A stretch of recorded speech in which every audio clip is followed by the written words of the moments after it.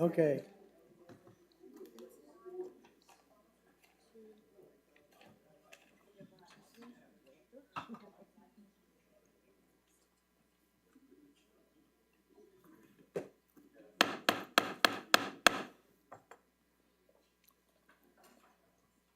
I call the August 8th, 2023 regular Planning and Zoning Commission meeting to order at 7 p.m. I'll have a roll call vote. Commissioner Holman? Here. Commissioner Barrow? Here. Commissioner Gay? Here. Commissioner Christensen? Not here. Commissioner excused. Commissioner Smith? Here. Commissioner Martinez? Here. Commissioner Michelson, present. Let the record reflect that a quorum is present for the meeting. At this time, I'd like to recognize Commissioner Barrow. I'd like to propose a unanimous commendation to our own Maida Rubin and her new baby girl for performance above and beyond the call of duty.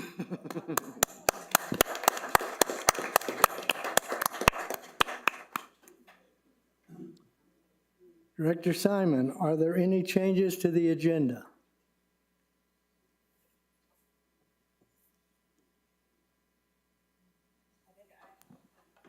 Hello. I'm still the administrator, but today I'm serving as the Planning and Zoning Director. There are no changes as far as I know. Thank you. Is there a motion to approve the agenda? I'll make that motion. I'll second.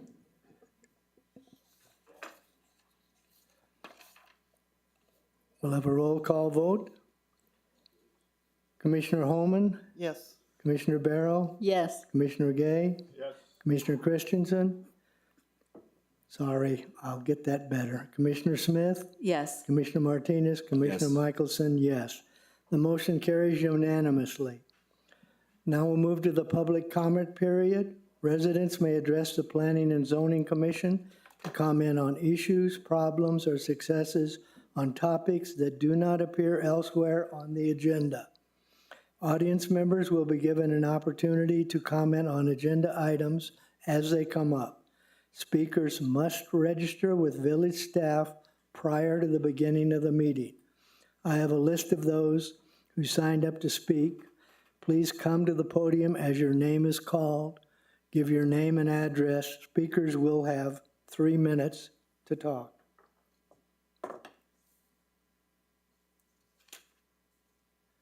Again, public comment sign up. First one, Jordine McKenzie. Gordine McKenzie. Please forgive the mispronunciation.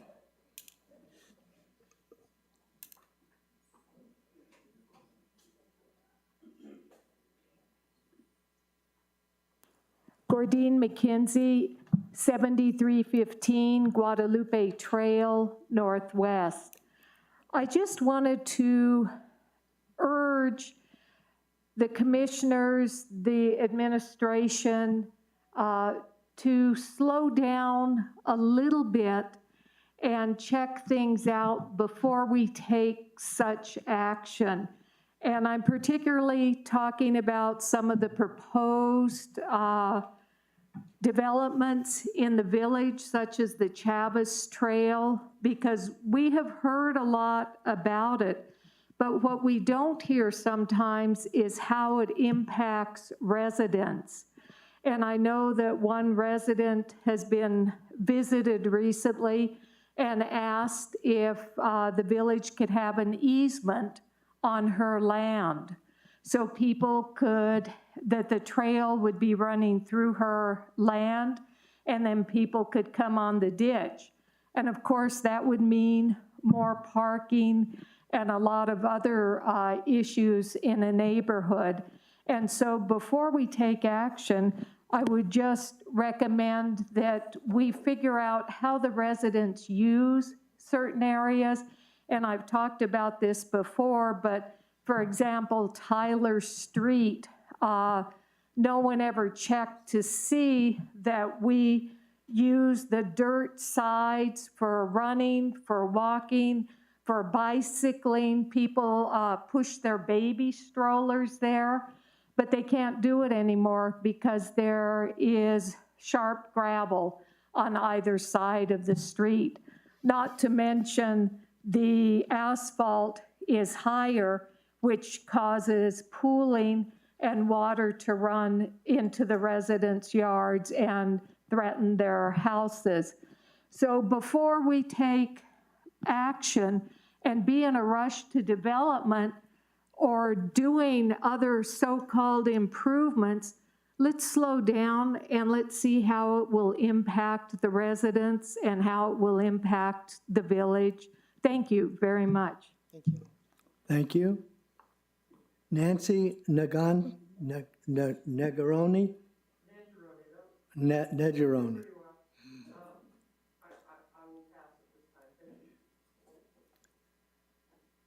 Michelle Smiley?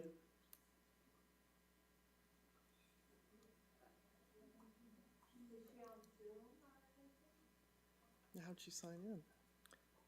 Camille Varas?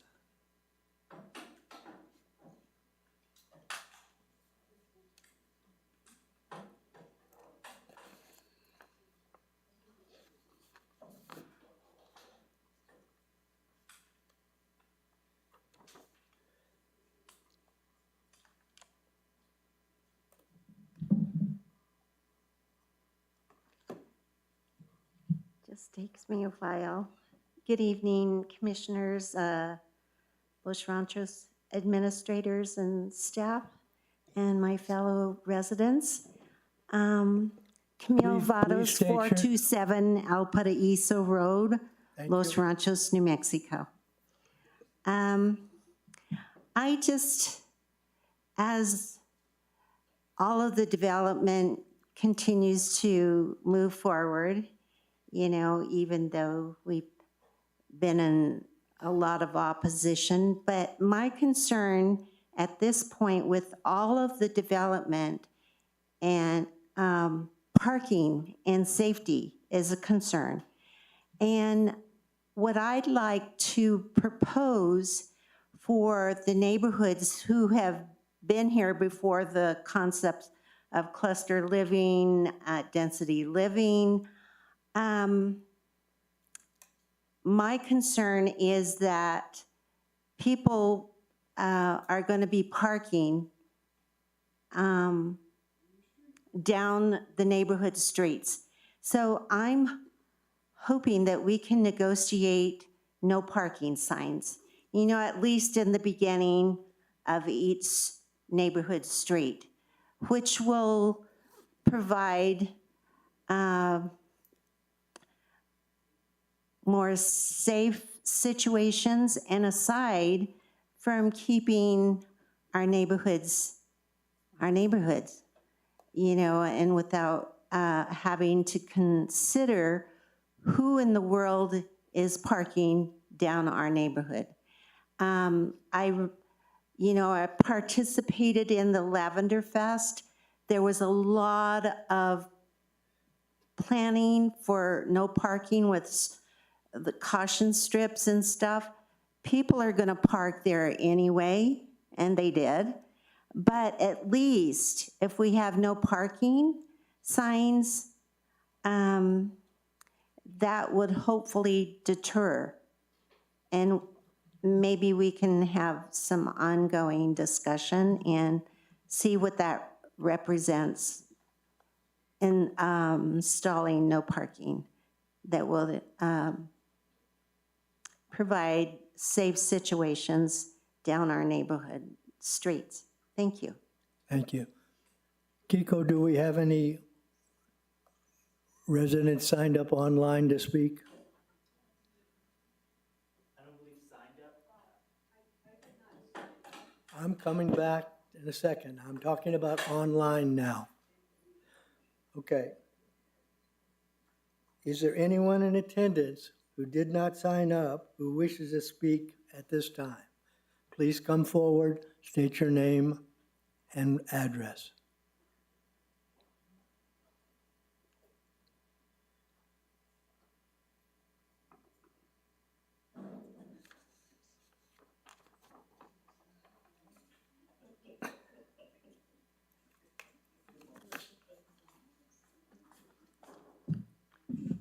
Good afternoon, evening. Marcia Smiley at 623 El Paraiso Road Northwest. In addition to the letter that I did send in, I just like have a couple of comments to add to it. I got notice of this hearing today, 2 days before written notice was to be delivered. And also the notice only went to residents within 400 feet of this proposed property development at the corner of Chavez and Guadalupe. I live 40 feet from that development, and I think it impacts more than just the 400 feet. I don't know what you can do about that, but I think it's more of a village problem than just the 400 feet, excuse me, residents. Also, I had also prepared a statement. It might be a little too long, but the comparison of what Jim Long wants to propose to the 7 or 8 other developments that have taken place in the last 30, 40 years, like Los Terranos, which has been here for 50 or 60 years. It has one road in and the same road out. John Hooker's development on Los Ranchos has 14 townhomes, one road in and one road out. The Guadalupe, La Plaza de la Huertas on Green Valley, or Tyler in Guadalupe, they displaced over 40 affordable families there to build 14 homes. That is one road in and one road out. That was not agricultural land. Los Terranos has been there, grandfathered in for 50 or 60 years. The property that John Hooker developed was adjacent to commercial land. Leo Bartolucci's, the property of Las Casitas Center, has no green space. It abuts commercial property. Guadalupe Trail Place, which is at Mullen and Guadalupe, 7 homes in there, no green space, one road in and one road out. Same way with the San Juan Place, one road in and one road out. None of these properties were agricultural. Doc Shively had that property. It was horse stalls and stables. It was not irrigated land. This property that Jim Long wants to develop is at the corner of a big intersection. It's the jewel on Guadalupe corridor. It's agricultural. It's been irrigated. It has been used like that. Speaker's time has expired. Please give your final statement. You have 10 seconds. Thank you. But that's what I'm saying. In addition to all of that, I did write Jim Long a letter suggesting that he take a page out of Los Poblanos, Casa Rodeña's playbook about making it something agricultural, growing a label and a brand that he can use in all of his heritage hotels. The speaker's time has expired. Thank you very much. We will move now to the consent agenda. All matters listed under the consent agenda are considered to be routine and will be enacted by one motion. There will be no separate discussion of these items. If discussion is desired, that item will be removed from the consent agenda and will be considered separately. Item A, approval of the minutes of the July 11th, 2023 regular meeting. Are there any? I move we approve the minutes of July 11th, 2023 regular meeting minutes. Okay, let me first ask, are there any corrections or comments from the commissioners on the minutes for the meeting? Okay. No. Commissioner Barrow has moved. Is there a second? I'll second. Commissioner Holman has seconded. We'll now have a roll call vote. Commissioner Holman? Aye. Commissioner Barrow? Yes. Commissioner Gay? Aye. Commissioner Smith? Yes. Commissioner Martinez? Yes. Commissioner Michelson, yes. This motion carries unanimously. Public hearing and applications. Will all those who will be speaking before the commission tonight please stand to be sworn in? This for all public hearings and applications on the agenda tonight. If you will be speaking on any of these public hearings and applications, please stand. Attorney Winters, will you now swear in those providing testimony tonight?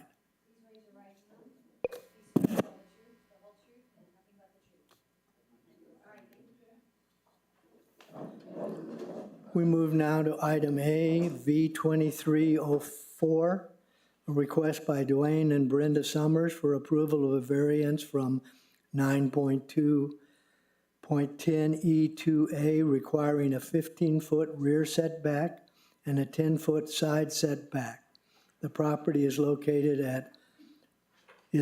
R2, is located at 519 Charles Place Northwest in the 4th Street character area, and is legally described as Lot 14, Block 3, Green Valley Addition. The property contains 0.33 acres more or less. Are there any commissioners who will recuse themselves from this item? Administrator Simon, may we have the planning report? Yes, thank you, Commissioner, Commissioners. The applicant is requesting a variance to the rear and side setback requirements in the R2 zone in order to construct a standalone garage. According to the applicant's justification letter, if built by code requirements, the garage door would not be accessible. Just want to make sure I'm reading the right one.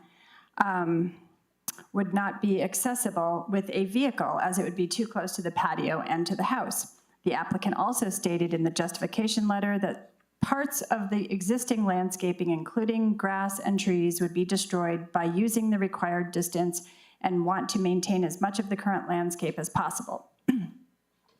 The applicant submitted an amended letter, hopefully you have that in your packet now, that additionally cited the removal of a large cottonwood tree if the garage would have to be built to the village code setbacks.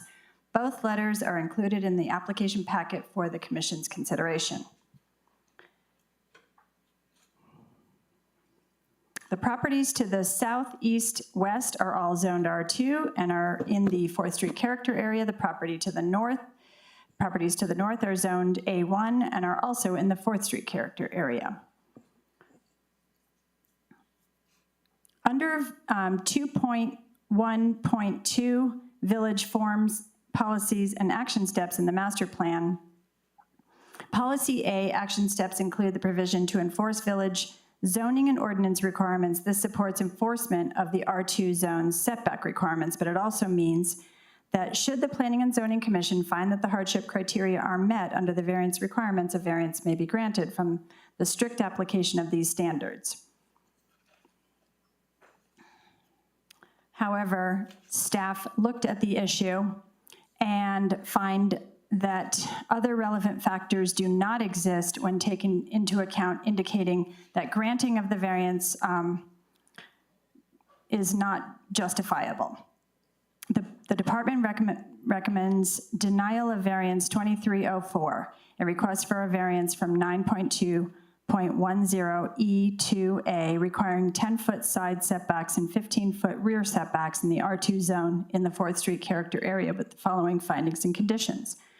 The variance request, I'm not going to read all of the findings and conditions. The findings and conditions are in your packet, but essentially we do not feel that the conditions, that the variance meets the hardship requirements. And I stand for questions. Are there any questions from the commission for Administrator Simon? Is the applicant present? Please come up, state your name and address.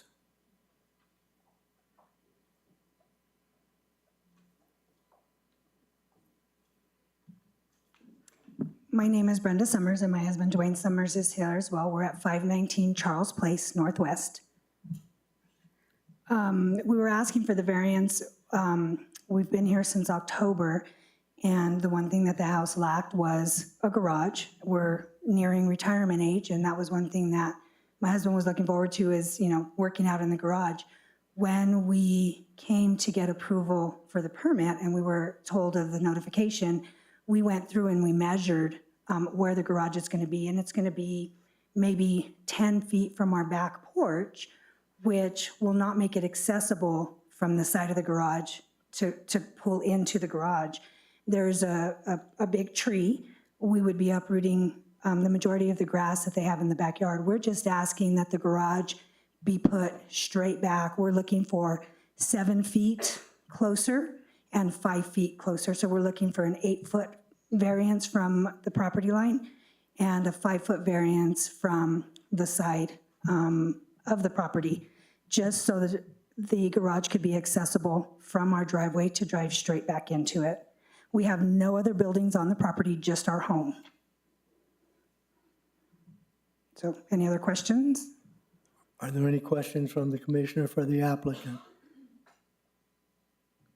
My question over here is, with the way it's set back as far as it is in reference to a garage, and specifically needing to go out that much for a garage door, if you were unable to, what else can you do to have what you and your husband would like to do?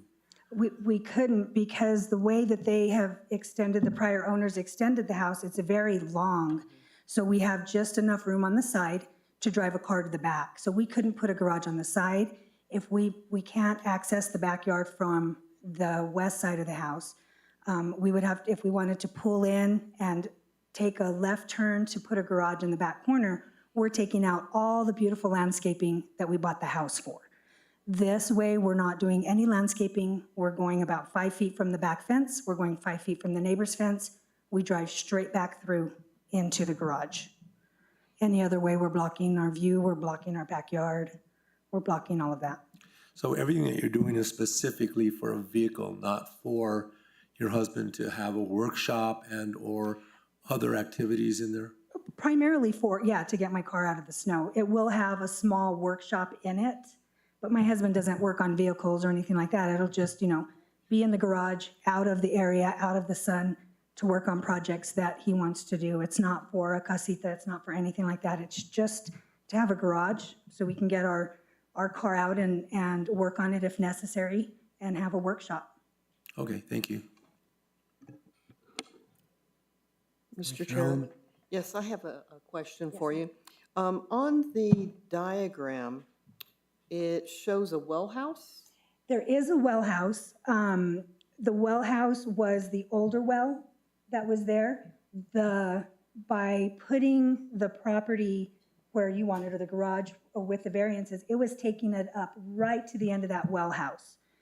The well was moved about 5 feet closer to the house, so I couldn't, in all honesty, say it was going to block the well house. The well house is still there.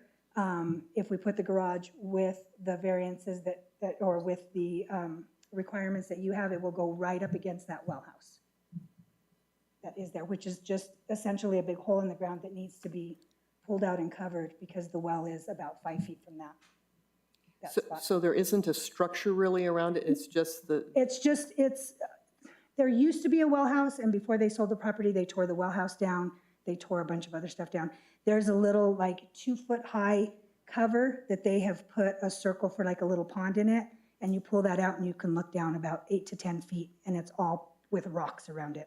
So it's not necessarily a house, but there was concrete right next to that where there was a well house built. is that well in use? No, that well is not in use. They dug a new well that was a little bit closer to the house. So, That well is in use. okay, so the well that is in use, you say is closer than this diagram? It's closer to the house than the diagram, not closer to where we want the garage. I have to be honest about And that. and that is in use, that well? That well is in use. And that cannot be incorporated into the garage unit? No. That would put the garage unit attached to our house, and we don't want a garage unit attached, because that's like right at my porch is where the well unit is at, the little well area. Thank you. Am I answering these right? Am I doing good? Okay. Commissioner Michelson, if I may. So just help me understand what you just said. So is there a possible way to comply with with what the village is asking you to do if you did put the garage next to the house? Or are you saying there's no way? There's not any way. We would be doing some major construction, taking down the porch, attaching it to the house. We're taking away our beautiful den, our beautiful view. We're taking away all of that if we put the house or the garage attached to the house. And that's not what we wanted. We wanted something that was separate. But it would, in my opinion, it would do a lot of damage to what I love about my house and our big, huge garage and the windows we have that we can see the balloons and all of that. Thank you. Any other questioners from the commissioners? I have no one signed up to speak. Is there anyone in the audience that wishes to speak on this item? Please come forward, state your name and address, Thank you. and then you can comment after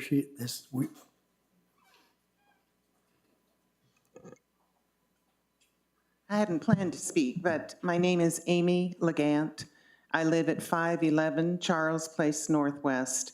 I'm the house just to the east of their house.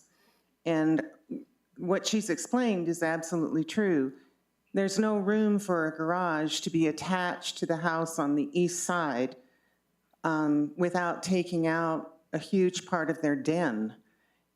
The other thing is, both Dwayne and Brenda asked the neighbors who were affected by this request for a garage if we had any objections, and we've all signed off on it. It only makes sense to put the garage where they have defined and presented to you this evening.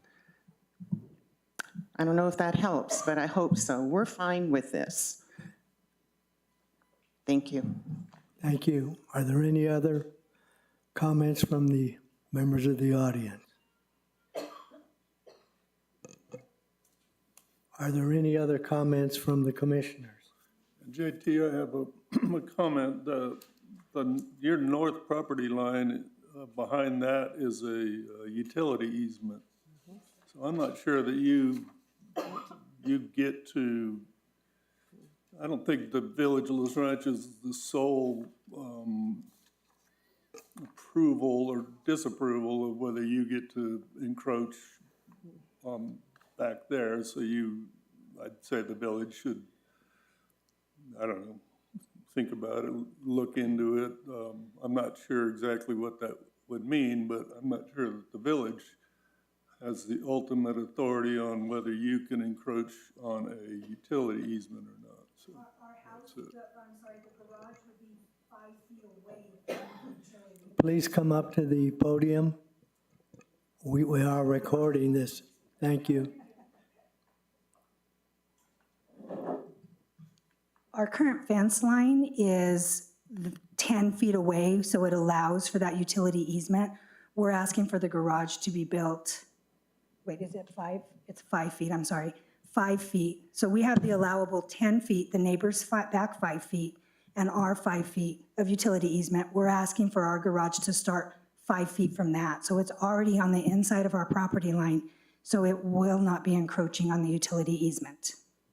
yes, ma'am, I understand that, but what I'm saying is that you're not addressing any concerns that the utility companies may have about setbacks. I'm not implying that you're gonna be building into the utility easement. I'm just saying it's due diligence for you and the village to figure out if that is gonna be a problem somewhere down the road, because utility easements are often overlooked and, nobody cares about them until it's too late. Right. And, I mean, there are properties that were probably grandfathered into the area that maybe took that into consideration. We had the property marked, and none of the utility easements were in that area. They were all, the utility lines, they were all on the opposite side, the north side of the house. The west side of the house. That's not entirely true. There's telephone poles going down that alley, what you would call an alley behind you Right. to the northeast. So that is a concern. You can see that alley if you Right. Anybody that drives Right. by There- can there's see none that right there's a behind it. utility easement there, so. I'm just pointing out the obvious. You can do with it what you want, but Yes, just sir. beware the end. Okay, thank you for your consideration. Are there any other questions or comments from the commissioners? Mr. Chairman, Commissioner Gay is exactly right. As a former gas and electric employee, you cannot build over a utility easement at all. So that would have to be signed off on the plot. And that's fine. And if you guys also take a wider view of that map, you'll see the rest of the neighborhood. And It how doesn't much matter I'm- the rest of the neighborhood. I It's all- understand that. I understand that. I'm just saying that. Yes, so do with that as you may. Thank you. If there are no further questions or comments from the commissioner, is there a motion?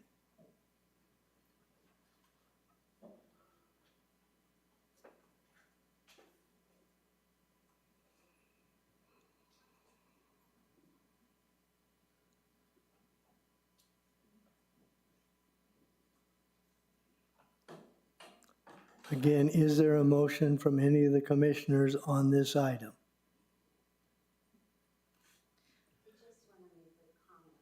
Please come up, state your name and address.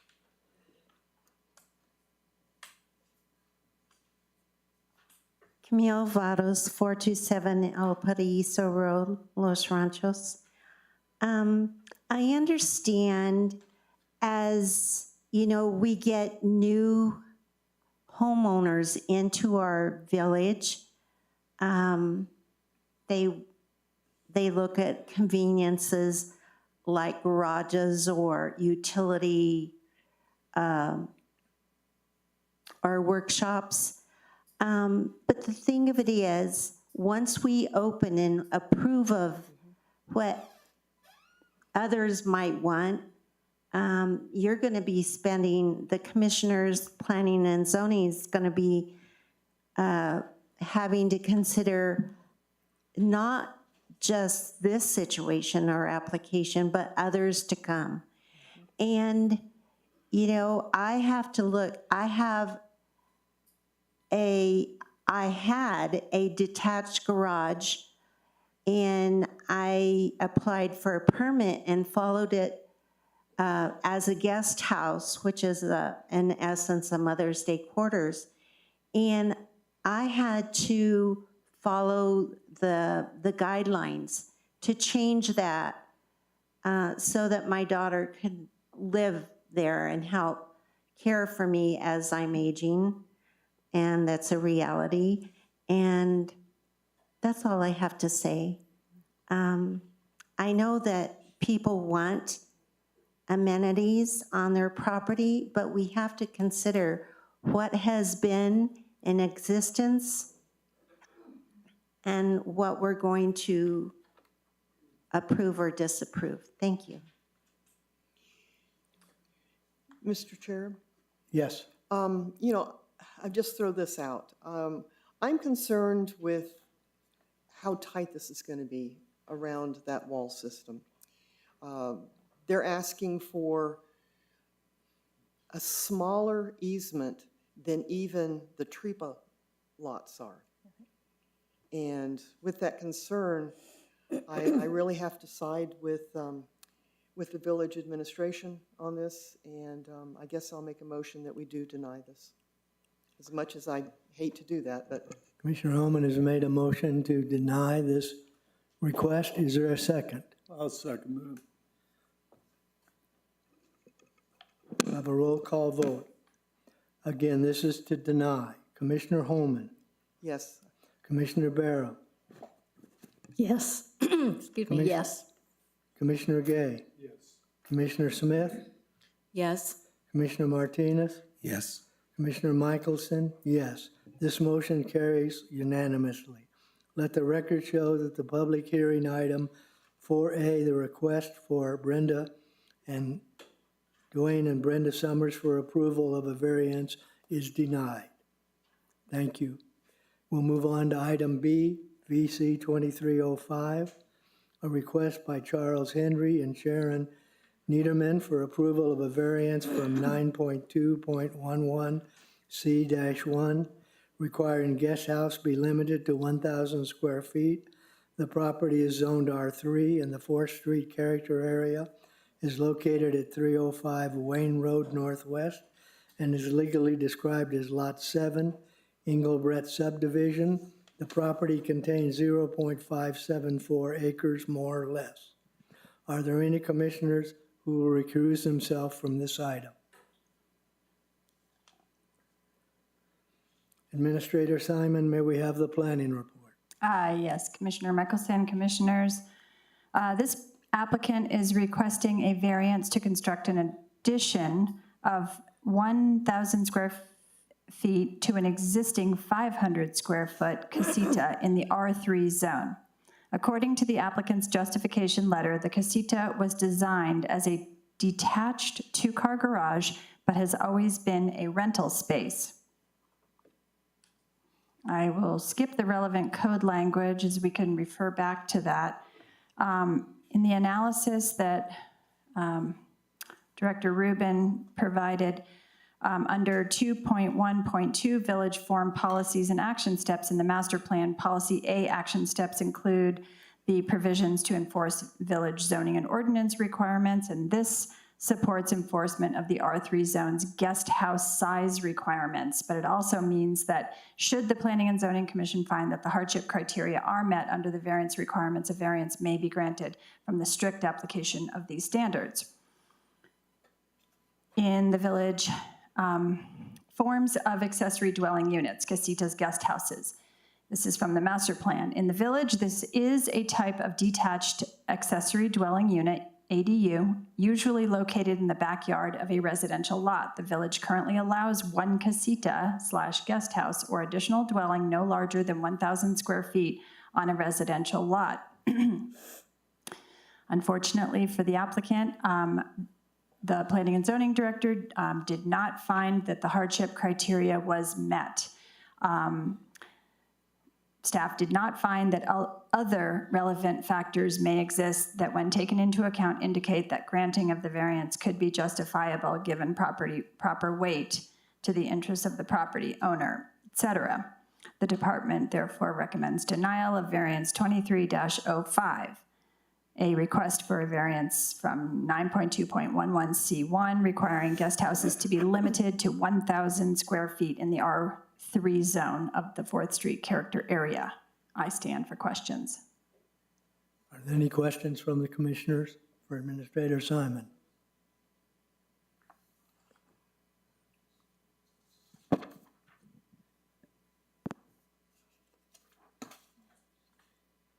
Is the applicant present? Please come up, state your name and address, and give a presentation.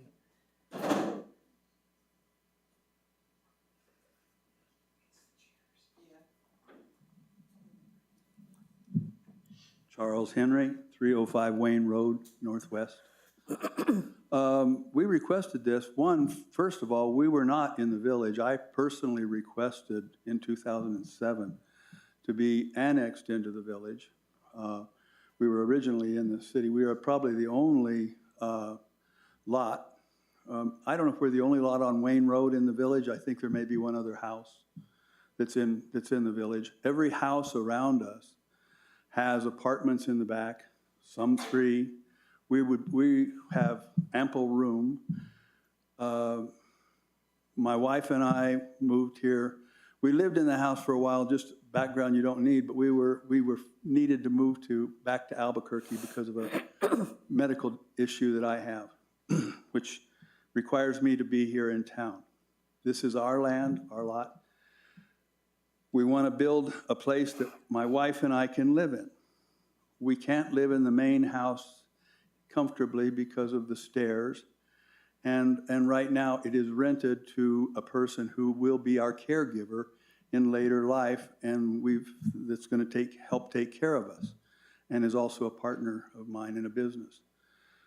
The reason we want to have the 1,000 square feet added to the house that's there is so we can put a little bit more living space and put our place for our puppy, and it's basically only 500 square feet over the 1,000. And again, it's a place we're living in. It's a place that we want to live in and on our house, in our land. It doesn't infringe on any addition, any set-asides. The lot is big enough for it. It'll look nice. It's a quality of life issue for us to live in our house. As you get older, 1,000 square feet, when you have an existing building, and if anybody goes by this house is not one that normally you'll find here in Los Ranchos. A lot of them are, but it's basically called the Castle. If anybody's been down Wayne Road and you see the round castle, that's my house. You can't move the walls. The walls are all rock. It was quarried sandstone from Jemez, as I understand. The interior walls are all rock, and the fireplaces are all rock. And this casita is just basically a two-car garage that they never lived in, according to the owner's family that came by. They built the casita, or they built the two-car garage, and then they built the house, and then they lived in the two-car garage while they built the house back in the 40s. Well, it's not convenient or easy to remodel it or to add on to it without, we don't want to take the walls out. We don't want to take and hurt the rock that's around it. It's a very beautiful home. It needs to be worked on like a lot of old homes do. But I personally feel like it's maybe with the diagnosis I have, the inability to go up and down the stairs, it's kind of like the only way I can live in my own house. To have a place where we can get up in the morning and have tea and coffee and sit out on a back porch like I said, it's hard to remodel a two-car garage, so we've got to go back. We got to go in the back of it. You can't go on the sides, and you can't do anything but go in the back. And no one's going to see it. And every house around us has apartments, has houses. The house directly to our west has 3 houses on the back, but the one there's a vacant lot in between, and then the Alderettis, and they may be in the village, they have 3 houses on their lot. Their lot's the same size, 3 residential houses. Across the street is a whole compound. I really think it would be an injustice, total injustice, if we are not able to live in our own house and enjoy the valley and be able to use the property as I bought it in 1990 and back in 92. So I'm asking you to reconsider, please. Are there any questions from the commissioners for the applicant? Yeah, I have a question. So the property that you own is not the property that's immediately south of Blake's Lotaber that's got some kind of new renovation, or it's not No. new, but that's not yours. That is not mine. Okay, thank you. And, well, one last thing, Wayne Road then is one property south of that, is that correct? Pardon me? Wayne Road is one property south of the property I just asked you about? I don't know, the street, I think it's more than one. Wayne's north. Yeah. Casa Benavides is on Wayne Road in second, on 4th. Okay. And we're 3 houses up and on the left, and I believe we are the only, I don't think that there's any other house. There may be, I think the Alderettis may be in the village, but we're the only, we're not, everybody else is in the county. And I wanted to get into Los Ranchos. Now I'm feeling like I maybe made a stupid decision. Thank you. Thank you.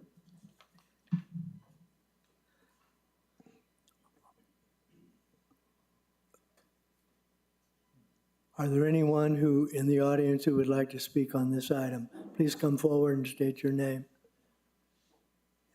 and address.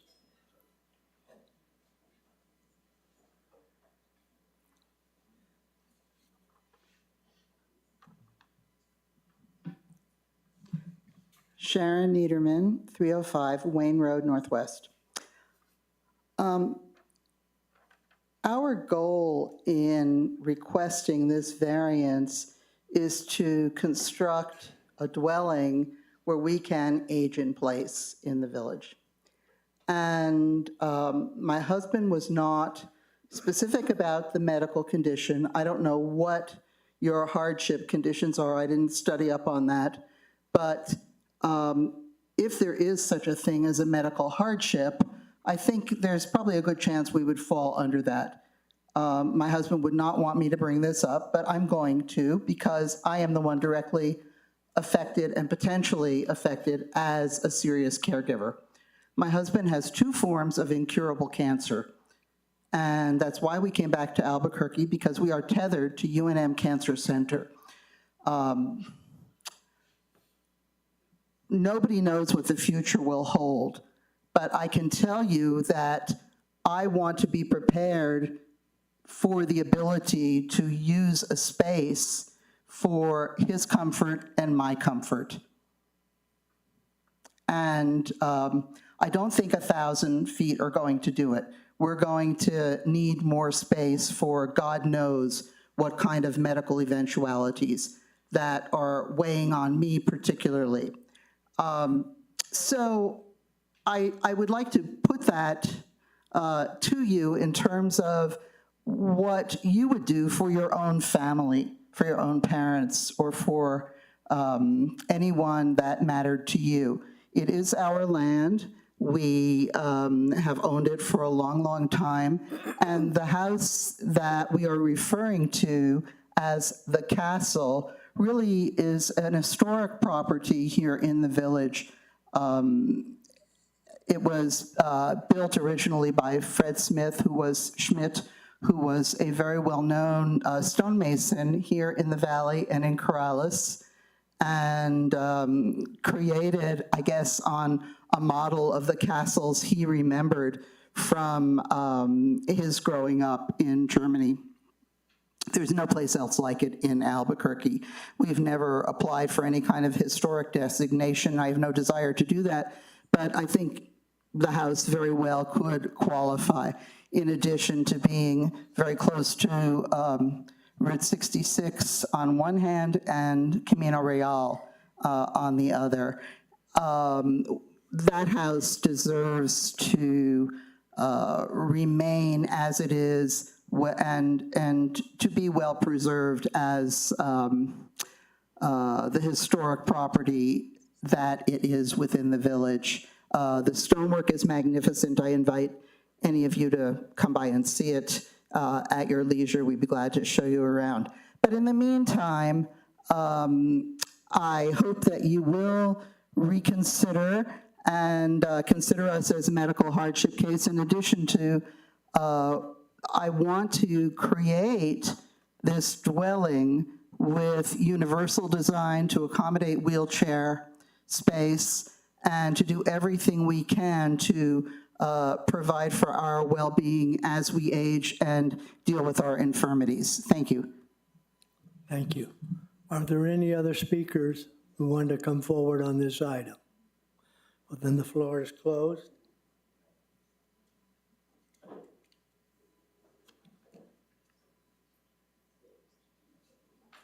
Is there a motion on V 23-05? I will make a motion to approve the application B 2305. Well, we can get to that later. I'm making a motion to approve it.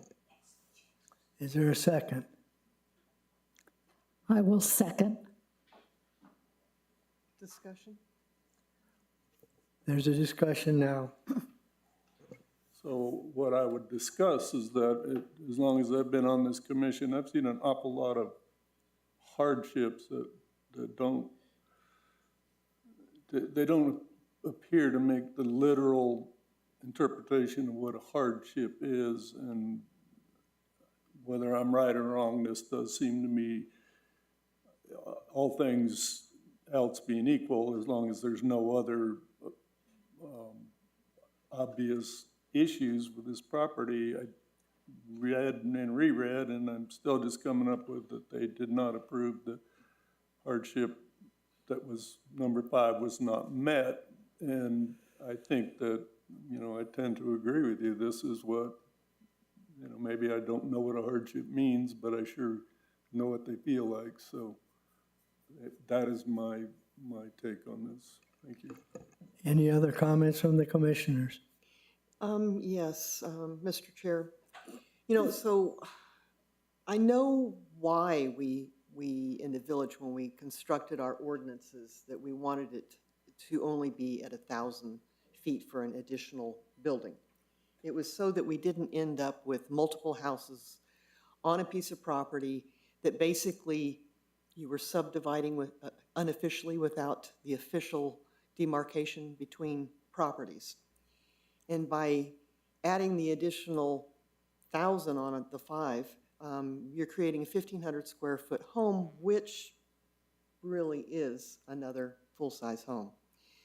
I know originally when we were doing the mother-in-law quarters, as they originally were before they become the citas, we even restricted that they couldn't have a full kitchen and all of that. And we've evolved since that point in time. So, you know, I can understand that we need to have something that has all of these amenities in it. And granted, I recognize the health hardship, I do. But I'm worried more about not only precedents that it will set, but after eventually when you are no longer the owners of the property 20 years down the path or whatever it happens to be, that now suddenly we've got an anomaly basically in the village to where we have gone with our ordinances. So I'm struggling. And so I really want to hear what my fellow commissioners have to say that will help me support the motion that's before us. Any other comments from the commissioners? Commissioner Martinez. Commissioner, I'm on your side. I think that what we have to do is, hardships are our reality. And one of the things that I've recognized as I've grown older is that we never know what the future brings. But the decision that we make tonight defines the decision, A, with what the village has already determined, and B, that we don't know what can happen when you guys are not here with the property. And that's my only concern. I respect the hardship, and if there was a way that we could look at that and get more deeper into that, that would be something that I'd be wanting and willing to do. Because we have to, as commissioners, we have to look at both sides. And our hearts are on your side. But the bad part about the zoning that we have to, and we were sworn into at the time of us getting these positions, is the other side of it. And it's the end of the story, is, as she defined, in 20 years from now, who is going to do what with what they have there, because it's not what you guys did here today, it's what they decided to buy at the time. And I think that's what's weighing on mine and her chest right now. And I'm trying to balance it out like you are. I truly am. Can I comment? Please come to the podium.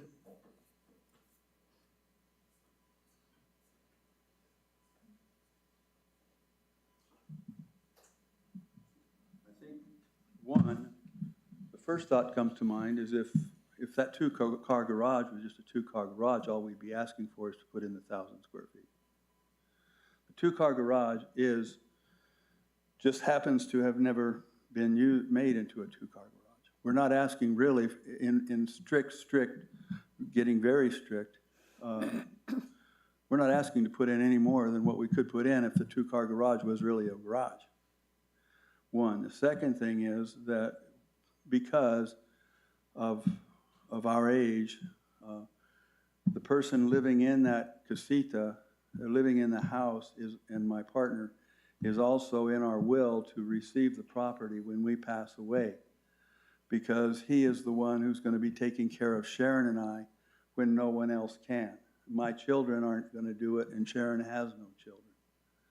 So the whole fact is that I don't know where I can go. I have the property. I mean, I bought it so it's mine. I bought it so I can live in it. And what's really bothering me is that without getting approval to put a house I can live in and enjoy the rest of my life in on my property in a village that I requested to be into in the first place, I'm seriously feeling that this exception has been met. And I understand you want to look down the road.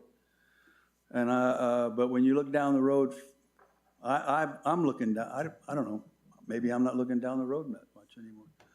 But whenever we are, made it a point where the person who is in the house, Jose, is going to be the recipient of the property.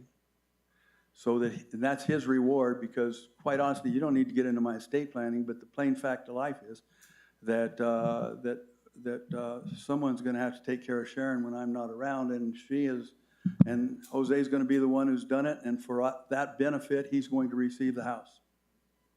And that's in the will.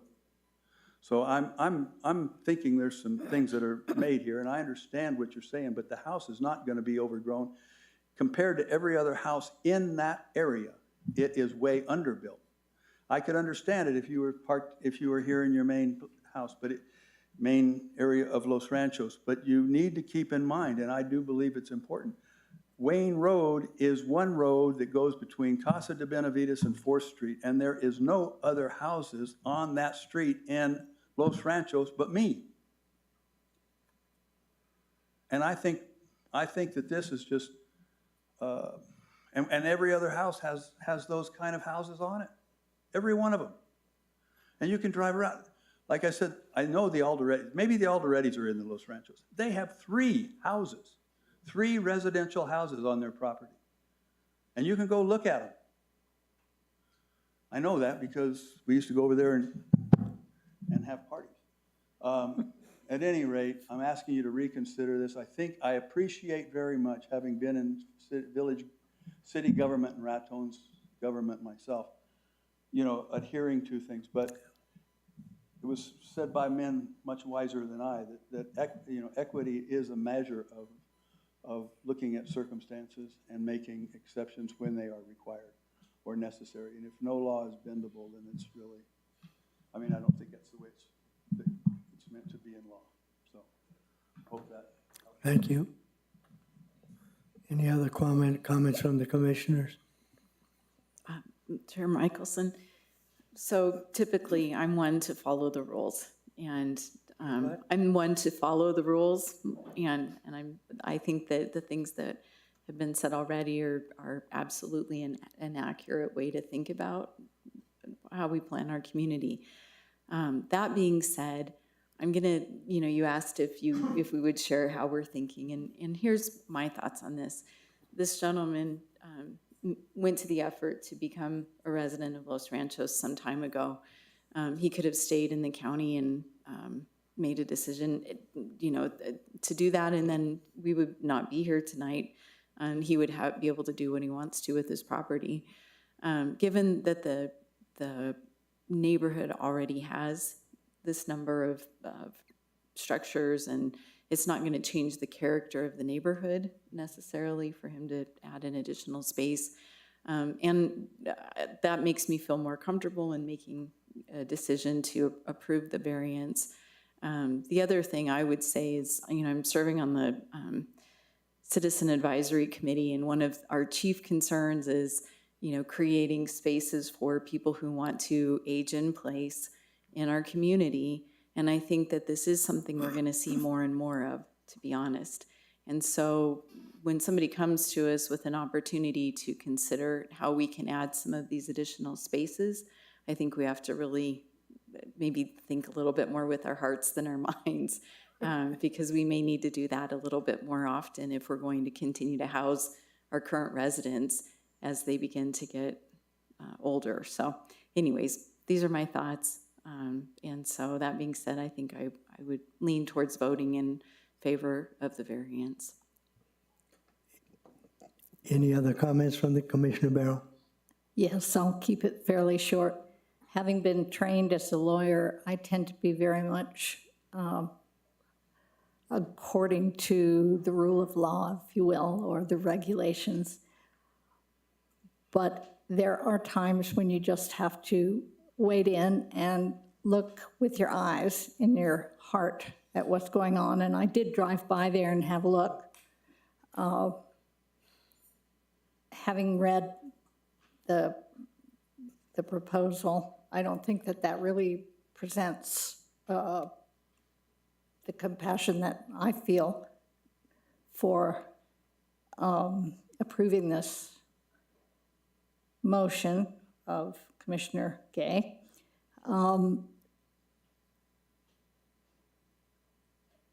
There are exceptions to rules, and this seems to be one of those.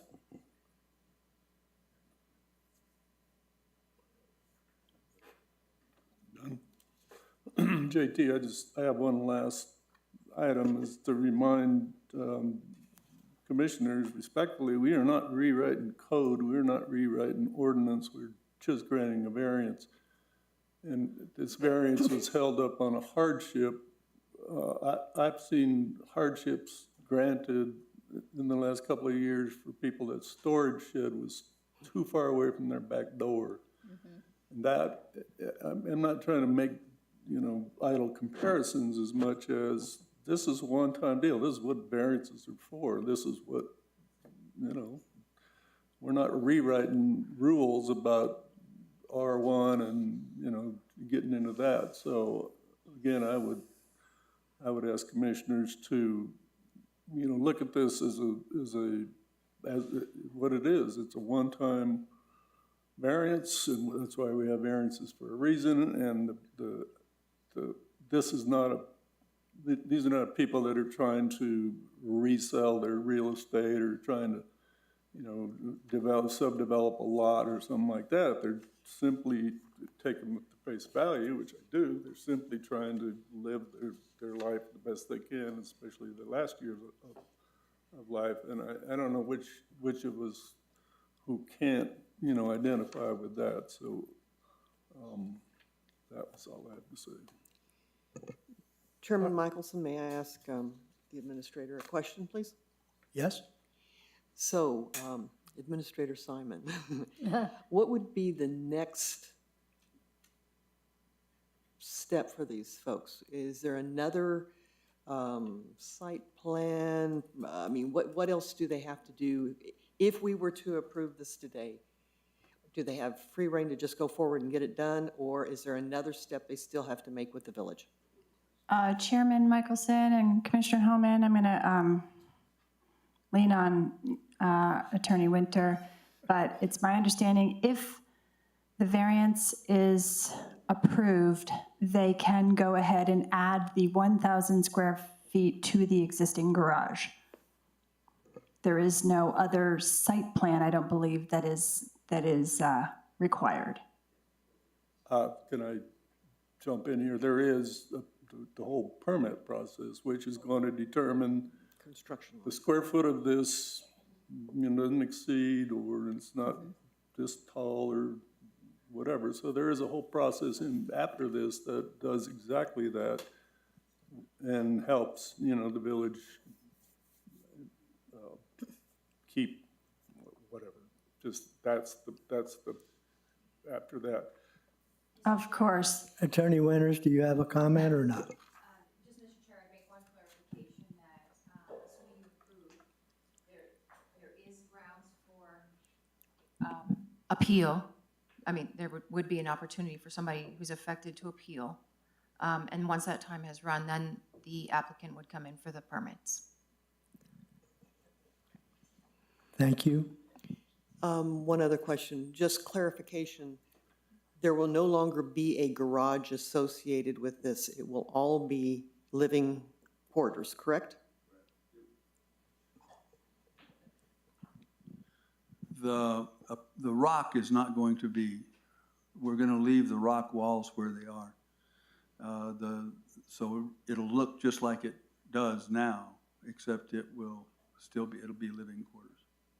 you won't be able to really see it. And we do understand that we need to provide, I believe, as soon as, assuming you approve, we need to get plans that would be drawn up by an engineer, architect, submitted for a building permit, I would assume, here.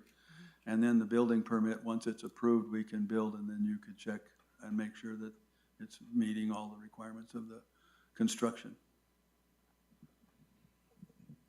Any further comments from the commissioners? Then we'll move to a roll call vote. Again, it's the motion. Excuse me, Chairman Administrator Simon. Michelson, sorry, could you repeat the motion and The motion the is second? to approve V 2305, and it was seconded by Commissioner Barrow. Okay, a roll call vote. Commissioner Holman,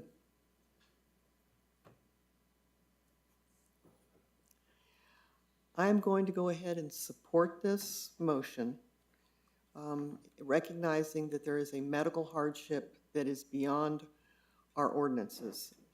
And the other reason that I want to support this is because it is within the character of those existing properties around you. So it wouldn't be as though we're creating anything new, basically, in that area. I am fearful, and I will stay on the record, that I'm fearful that others will come in and point to this case. And I'm not sure how we go about supporting that, but I will vote support. Commissioner Barrow, I support the motion, yes. Commissioner Gay, Yes. Commissioner Smith, Yes. Commissioner Martinez, Yes. Commissioner Michelson, yes. The motion carries unanimously. Let the record show that public hearing item 4B, the request by Charles Henry and Sharon Needleman for approval of a variance, is approved and formally closed. We're now moving to items C, D, and E. They're all the same property, but there's 3 different approvals that we're going to be going through, so we will have a presentation and vote on each one. Okay, now moving to CD SP 2301, a request by Chavez Guadalupe LLC for review and recommendation of a conservation development standards permit is allowed by 9.2.27. The request is for a residential development in the A1 zone in the Guadalupe Trail character area. The property is located at 6535 Guadalupe Trail Northwest and is legally described as attractive land situated within the Elena Gallegos Grant, Project 29, Township 11 North, Range 3 East, New Mexico Principal Meridian, within Middle Rio Grande Conservancy District Map number 29, being all of tracks 36A1E2, 36A2E2, 36A3E2, 36A1F, 36A2F, 36A3F, 36A2A, and 62A2B, Middle Grande Conservancy District Map number 29. The property contains 9.2682 acres, more or less. Are there any commissioners who will recuse themselves from this item? No. Administrator Simon, may we have the planning report? Yes, thank you. Chairman Michelson and Commissioners, before you is a long packet. I am going to read a little bit about the project and the history and the background of how we got here. And then I'm going to give you the analysis that was made by Planning and Zoning Director Rubin. The applicant is requesting approval of a conservation development standards permit on a 9.268 acre project site. The request includes 16 residential lots, 3 tracks for vehicular access to the site, and 3 tracks comprising the conservation area, which include a community garden, open space, and a wildlife viewing area. The project proposes 16 residential lots ranging from 0.3 to 0.43 acres, with an average lot size of 0.35 acres. There would be 2.45 acres of dedicated land for agriculture and conservation, which is 30.17% of the net acreage, which is above the 30% required. The application received the required pilot project approval from the Board of Trustees on November 9th, 2022, under case number PP 22-01. This allows the applicant to submit applications for a conservation development standards permit, site development plan, and major subdivisions under 9.2.27 Conservation Development Standards Permit, CDP. So the background. Staff developed the conservation development pilot project regulations and application process as guided by the 2035 master plan. In the plan, cluster housing or conservation development was included as an alternate form of residential development based on public input received as shown in the plan's appendix. This form of residential development was noted to be able to achieve multiple goals of the village: to attract and retain both younger and older residents with smaller homes on smaller lots with less land to manage, and to preserve agriculture and contiguous open space. After the adoption of the master plan, staff presented key questions for the ordinance to the board at their July 14, 2021 meeting. Drafts of the ordinance were on the board agenda in November 2021, January 2022, and February 2022. It was adopted under ordinance number 284 on March 9, 2022. Excerpts from that ordinance are included in this report as relevant code language. The ordinance allows conservation development under pilot projects intended to test the concept, figure out what design guidelines work, and in the future potentially adopt an ordinance allowing widespread use. A conservation development has two key components: open space preservation and a density bonus to help incentivize the preservation. Conservation development can preserve larger contiguous space areas or agricultural land than traditional residential developments by allowing houses to be built on smaller lots, typically grouped together, with the remaining land dedicated separately. I will leave the rest of the packet for your consideration. And I'm going to skip to the department recommendations. So based on findings and conditions in the planning report, the department recommends a recommendation of approval of CDSP 23-01, a request for a conservation development standards permit as allowed by section 9.2.27 for a residential development in the A1 zone in the Guadalupe Trail character area with the following findings and conditions. And I may not read all of them, but I am going to read the first three findings, which is the application is in conformance with the 2035 master plan. The application meets the requirements of section 9.2.27 for a conservation development standards permit, and the application meets the requirements of chapter 9 land use regulation of village code with about 8 conditions following. And I stand for questions.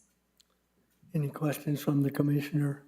Yeah, JT, I have a question. We talked about it briefly, Nan, and I earlier going in, that would you please clear up our role in tonight's, these three, whatever the exact name. Matters. But we are not here to approve or disapprove them. We are only here to suggest or to recommend forwarding back to the Board of Trustees for their final approval or disapproval, correct? Chairman Michelson and Commissioner Gay, that is correct. You are a recommending body. Thank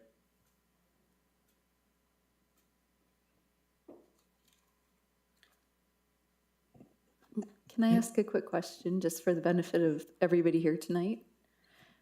If we were to not recommend for approval, we know what happens if we do recommend for approval. Then it goes to the Board of Trustees. What happens if we were to say, no, we don't recommend for approval? Just so we understand. Yeah, Commissioner Michelson, thank you, and Chairman Smith. I I know we practiced this. I'm going to go ahead and turn it over to you, Nan. Mr. Chair, Commissioner, it still goes to the Board of Trustees. But it would be a recommendation of do not approve. So they could take your recommendation or they could not take your recommendation. That's, yeah, just to be clear, so one way or another, it goes to the Board of Trustees. From this body, it will then go to the Board of Trustees, either with or without a recommendation for approval. Mr. Chair, Commissioner, that's correct. Okay, thank you so much. Appreciate that. Any other questions from the commissioners? Is the applicant present? Please come to the podium, make your presentation. Yeah, my name, excuse me. My name's Scott Scheiber. I live at 9400 Del Arroyo Avenue, Albuquerque, New Mexico. Good evening, Chair and Commissioners, and thank you for the opportunity to present our community to you for your recommendation to the Board of Trustees. Our community, as Ann mentioned, was approved by the Board of Trustees in November of 2022 under the Pilot Project Ordinance, Section 9.2.27.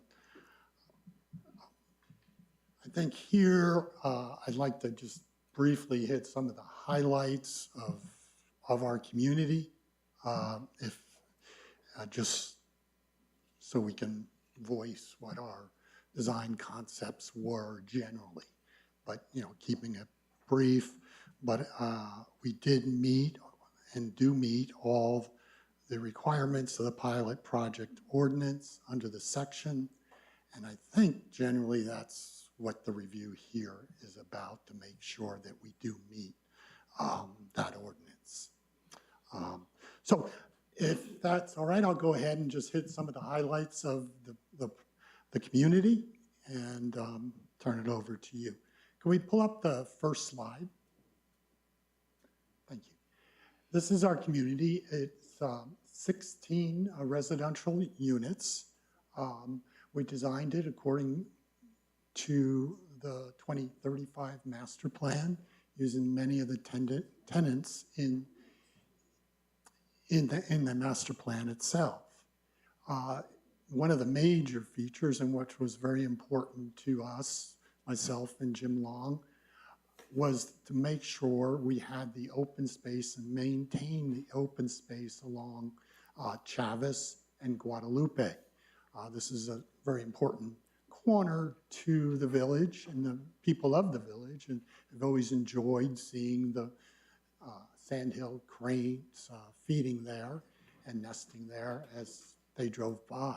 So maintaining that open space in a large area, about little less than 2.5 acres, was extremely important to us.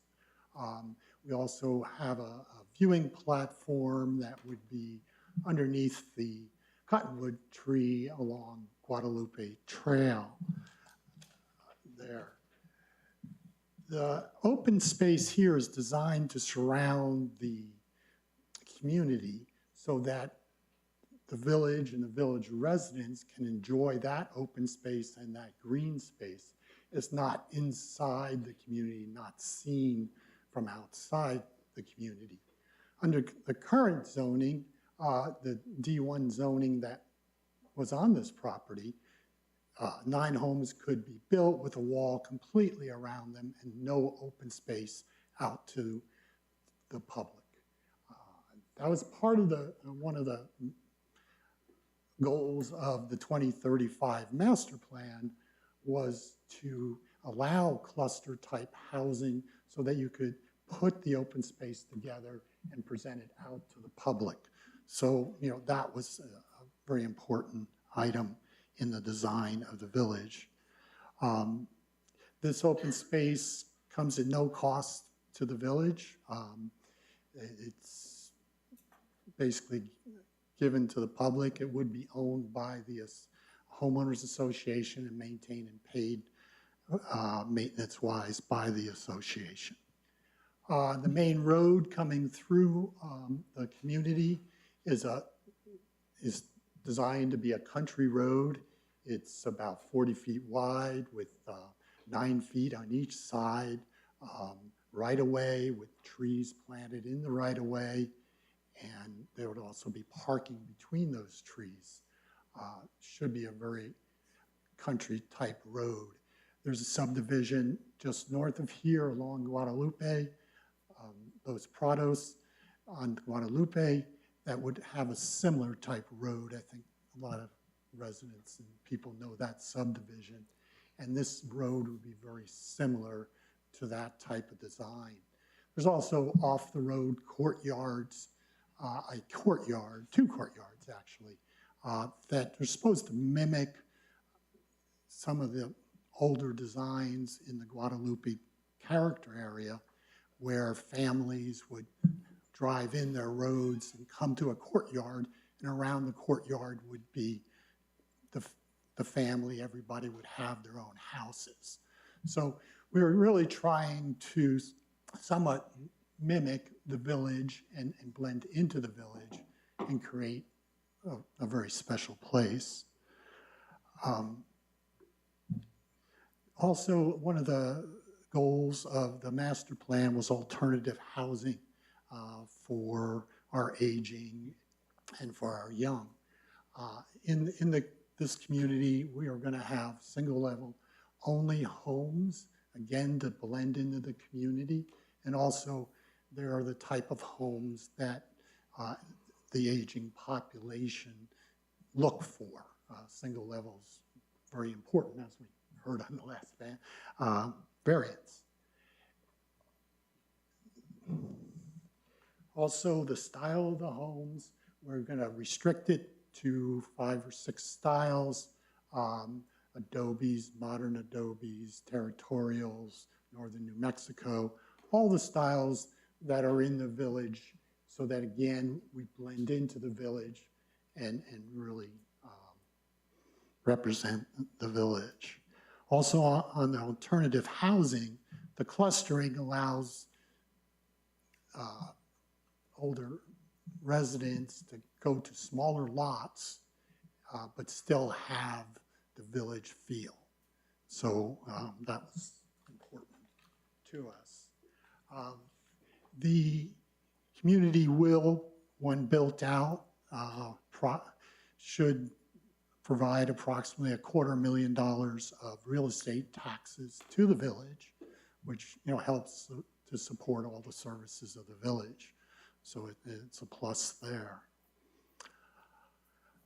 Could we bring up the next slide, please? From a density standpoint, our property here is in the yellow. It's 1.7 dwellings per acre is the density. Here you can see in the red to the east and to the south, there's densities in existing subdivisions of 3 to 4 DUs represented there. Right along Chavez, there's also a 9 DU development of existing development. In the green here are 2 DUs. Also in the pink is commercial activities with the winery and a bed and breakfast on the corner of Guadalupe and Chavez Road. The blue is the 1 DU zoning, 1 lot per, 1 house per acre. So we really see this as a transition zone. It is very close to 4th Street. We're surrounded by different densities, and it really does, we believe, lend itself to be a nice transition into the D1 zone. As far as traffic's concerned, our engineer did a traffic analysis. The increase of traffic on Guadalupe and Chavez would be around 2%, very, very small. And it would have very little impact There are 5 dwelling units on the property right now. It'll go to 16, so it's an add of about 9 dwelling units on the site.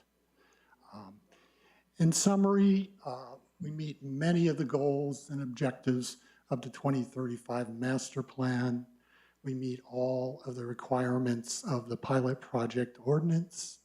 The village planner has acknowledged this and recommended approval, and the trustees approved the site when we presented it to them for the pilot project approval.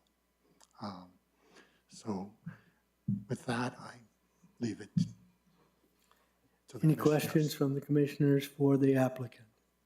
Mr. Chairman, the question I have, the open space, the little less than 2.5, is that protected into perpetuity, that it will remain open space? Yes, it is.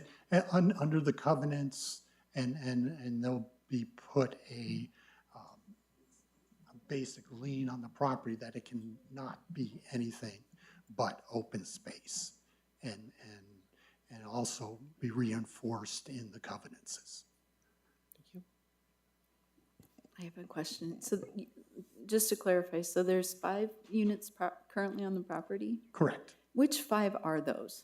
There's the main house, there's on the property, the Altman's house. Do you mind if we just come back to that? There we go. Oh, okay. There we go. If All you, right. and you, I know it's challenging to point them out directly, but maybe if you could describe them using this. Yeah.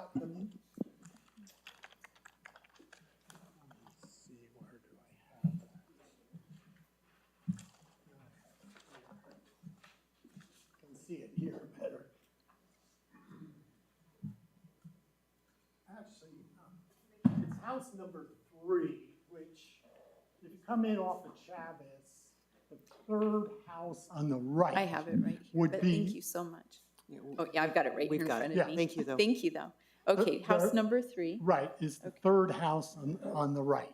And that's the main home on the property. Okay. The larger home. Then there's 4 casitas on the property. And they are all in that cul-de-sac. When you make a right into that first cul-de-sac, you'll see the little squares that are there.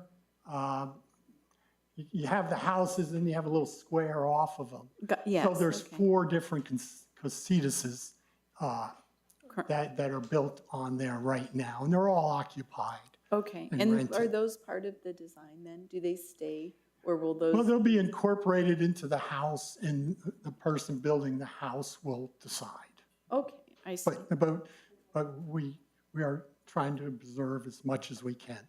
Sure. And so they'll, are those currently inhabited? Yes, they are. Okay. They're rented. Okay, Yeah. great. All right. So is the number where that cul-de-sac is currently, is that kind of how the road is now? Or is it? No, there's just a road that comes in, a driveway basically off of Guadalupe that goes straight back to the existing house, right between the existing house and the casitas. Okay, so this kind of provides better access then? Yeah, we get access on both Chavez and Guadalupe. Gotcha. Okay, thank you. Commissioner Holman? Thank you, Mr. Chairman. You mentioned the casitas and that it was going to be up to the new owners as they design, whether they incorporate that casita. Correct. Are there possibilities that they would remain freestanding casitas next to the home? That would be under the current zoning and what the current zoning would allow. What are the size on those casitas? I think they're about 1,000 square foot, but I'm not totally sure.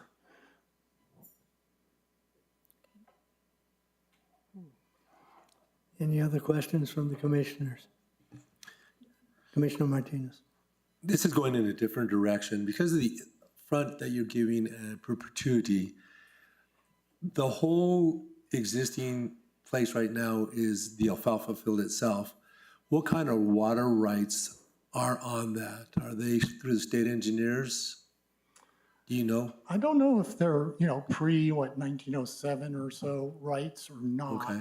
It's the irrigation rights, it's all being irrigated, and we would continue to use the irrigation and, the ditch system, laterals to irrigate the fields.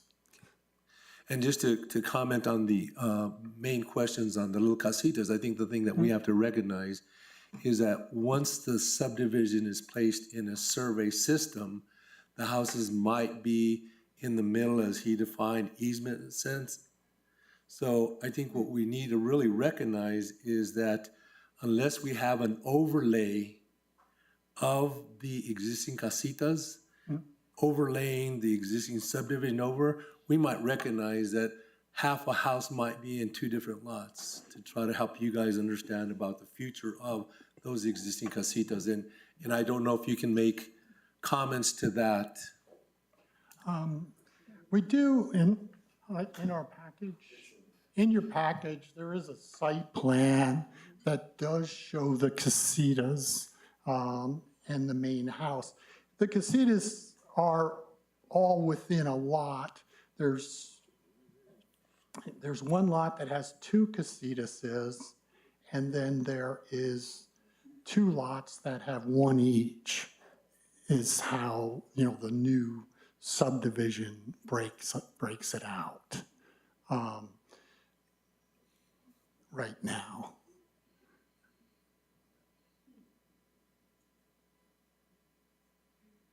Could you repeat that, Yes. Scott, please? Yeah, on lot 6, there is 1 casita.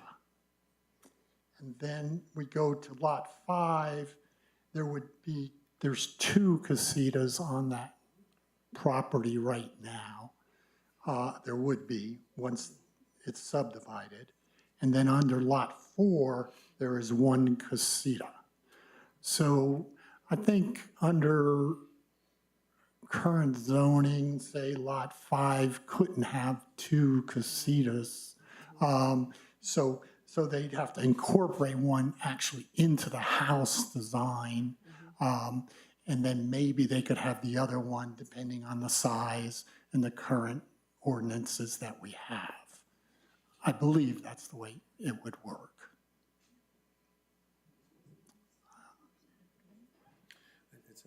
And most of them will probably be designed into the house themselves, because where they're on the property themselves, it really would tend to want to design that into the house more than be a separate casita. We're also controlled by the amount of FAR that can be developed on the site, which will control how much floor space we can basically do. And one point is under this design, we actually will have less FAR than what would be allowed under the current A1 zoning with 9 homes. You could do more square footage, more coverage of the land than what will be allowed under this pilot project ordinance. Administrator Simon? Yes, Commissioner Michelson and commissioners. We did take a careful look at the FAR, and each and every one of these lots provides for about 3,500 square foot homes maximum. I don't think there was really any home that was over 3,500 square feet, if I recall. Well, that's about the average. However, what it is it's in a pool. The FAR is in a pool, so it can't exceed that total FAR. So when the house is built, so much FAR will be designated to that lot. Is that what this density bonus base is, what you just described? No, it's just when we calculate the FAR, it's on the whole site. So it's not on the individual lots. So then it'll have to be dispersed out to the individual lots, but it cannot exceed that overall number. So you could have a lot with 2,000 square foot and you could have one with 4,000 square foot.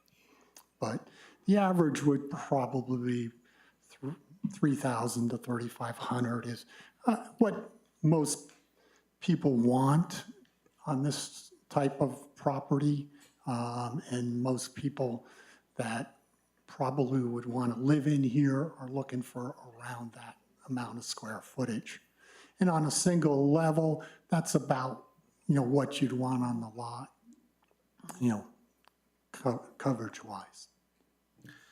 Commissioner, in trying to answer the questions you guys are talking about with the existing casitas, I think that what we need to recognize is once a development plan is placed in, each individual lot is going in for a building permit, which will relate to the size and what's existing with the casitas. And I think, not that it's going to make a difference, but I think that I'm trying to answer your questions about what happens to these.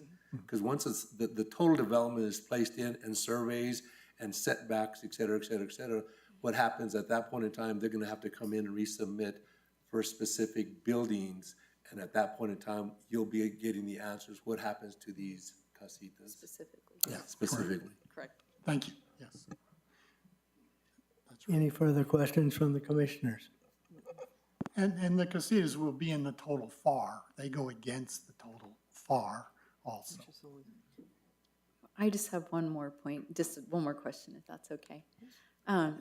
Just You can have two.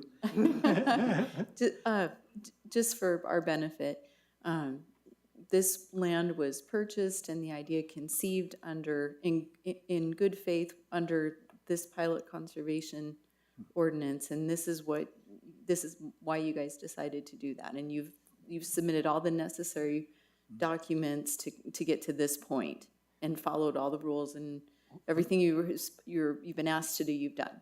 Is that correct? Yes, and we've got the approval of the trustees, and then we had to comply with all of the pilot project ordinances requirements and rules, and we have, and the planning director and has reviewed that and agreed that we do apply with all of the rules of the ordinance. And the trustees did check that also when we had to get their approval. Okay, thank you. Sorry, I have a question. I have a kind of hard time putting together the FAR based on this density bonus, whatever that all means. I don't even get it, but I'm sure it's in there somewhere. Yeah. And the idea that,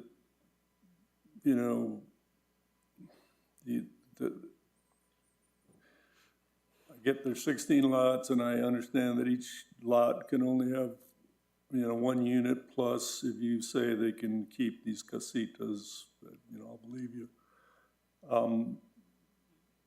That's just not adding up to me as to how that's not going to come back around and get, I don't believe that's coming back to the village for reapproval of a discrepancy on a FAR. I think that's what this whole density bonus theory is that the entire 9.17 acres is now adding up to this, and we're going to give you this much floor area ratio, 17-foot maximum ceiling height, blah, blah. So I'm a little concerned about that. I'm not really understanding that part of it. And are you saying that this property was purchased? With Commissioner Smith's question, you're saying this property was purchased and then submitted for this project, or the other way around, or? Well, the property was I thought purchased. Mr. Long owned this property a long time ago. Is that not true? Well, I think he's probably owned it, I don't know exactly, I would say 5 years So approximately. Prior to the pilot project ordinance, Yeah, yes, okay. it was purchased prior to that, yes, it was. And as far as the FAR, there's really not a density. You know, the code uses, current code and the pilot project uses the FAR as a density control. And so the amount of square footage you can build on this land is controlled by the FAR. The maximum square footage you can Right, build on it. correct. But that's not the same as one lot has no greater than, you just said it yourself, it could be 6,000 square feet and the next one could be 2,000 square feet, correct? That's right. You can, you know, the FAR, you know, That's fair enough. can get All distributed right. differently, you know, to the different lots. Yeah, yeah. But the overall FAR is less than what can currently, you know, be built right now. But the density bonus is generally probably referring to the 1.7 versus the one that it was currently zoned at. The 1 acre One per net, house. correct, Which would have given you 9. Right. But under the pilot project ordinance, that would be allowed. Yeah, well, And that's the that's all ordinance. new to us too, so bear with us. Couple last questions. You made a reference to you showed a photograph of a 6-foot tall adobe wall on Chavis Road down by the winery, and you said that, you implied that this subdivision would not have that style or that height or that dense of a fence, is that correct, or a Yes, wall? yes. And is there going to be any kind of wall on Guadalupe or Chavis more specifically? It may be like a 2 to 3 foot split rail fence with some pilasters, very open, but nothing that would conceal the open space. Is there is this a gated community? Yes, it is. And then the public then this is not open space for any public, because we can't get in there, so. Well, no, The ditch side of it, do you have a fence on that side as well, or no. west side? As far as the open space is concerned, it is to the outside of the community. You wouldn't have to go through the gate to get to that open space. Well, that open space is the green spot you're Correct, pointing. correct. We can't get to that, though. Yes, you can. Yes, you can. Maybe I misunderstood you. Did you just say there was going to be a fence built on Guadalupe and Chavis? There is, Split rail. you know, yes, like 2 feet, 3 feet. So with some- technically, with it's- some openings. But Delineates private property, so we is- obviously can't get to it. It is private property. Yeah. But, you know, one of the major goals and tenets of the 2035 master plan was visually open space. And that's really what this is. It's the feel as you drive down Travis Lane that you have openness, you have green, you have wildlife. That's what that's made to do, and it's very important to the village. The village, we talked to the trustees, and they do not want that open space. They don't want the liability, they don't The want to take trustees don't care want of it. the open space. You know, Please be quiet. He misspoke. Come on, cut him some slack. We're going to build a bridge next. Can I yeah, ask real quick? One more That was the question, I had. Commissioner I Smith. Appreciate that. Thank you. Yeah, just maybe refresh our minds. Is this currently private property and is there a fence along Chavez? Yes. Is there a fence along Guadalupe? yes, it is private property, and yes, there's chain link fence along both areas Okay. right now. And is it accessible by the public? No, it is not. Okay, so this would actually maybe be, maybe visually a bit more appealing. Yeah, visually, As it'd far be as the open space, there's a viewing platform that goes into it along Guadalupe that people can, you know, go and view the the wildlife and the cranes. Is that number 3 on the, Um, on this little diagram here? Yes, yes, it is. Where's the gate at? You said it's a It gated would, community. it would be both on, it's off of Chavez back to, once you start coming into the actual houses is where the gate would be. And then along Guadalupe, the same thing. Once you got to the houses, the gate would be there. Okay. I see on Guadalupe, there's a house there, number 12, that borders Guadalupe. Yes. So does that property, is that the fence maybe is, let's say, maybe a third of the way into the? Yeah, it's about a third into that property. It more line up with lot 16, the one to the north. It's back a little ways. It's not right along the road. Okay. It'd be set back at least 50, 60 feet there. Okay, thank you. Any more questions from the commissioners? I have 2 people signed up to speak. When I call your name, please come forward and state your name and address. Gordine Macalinze.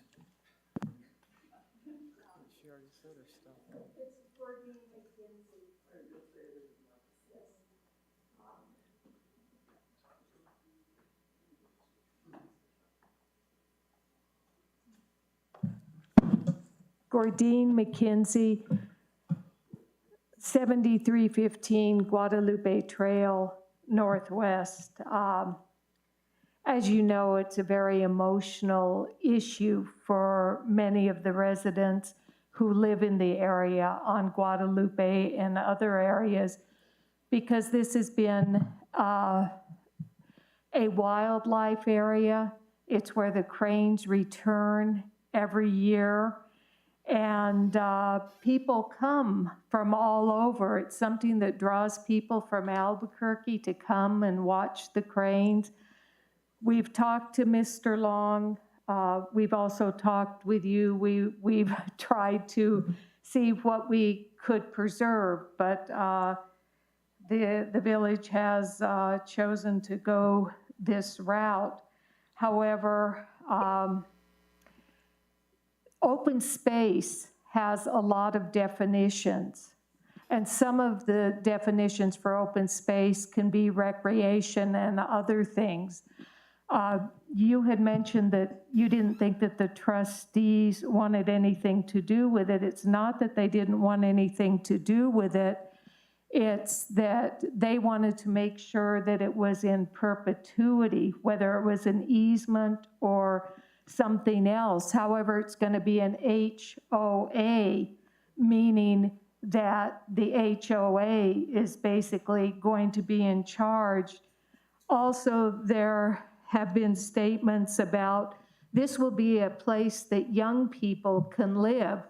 When we visited with Mr. Long and yourself at the hotels, and I asked how much the lots would go for, about $500,000, and a 2,500 square foot home, $500,000. I'm not sure how many young people will actually be able to live there, so I'm not sure that I would perpetrate that. In terms of people living, you called it a community. It may be a community at some point, but at this point, it isn't. Time has expired. Please give your final statement. You have 10 seconds. Is that for me? Okay, yeah, sorry about that. If the residents have animals and the animals are running about freely, I know for a fact, because we have cranes catty corner, one dog and the cranes don't come. The cranes disappear. So, The speaker's time has expired. yeah, thank you. I would just consider all of those things when you're talking about having a wildlife place. Thank you. Thank you. Nancy Nagarone.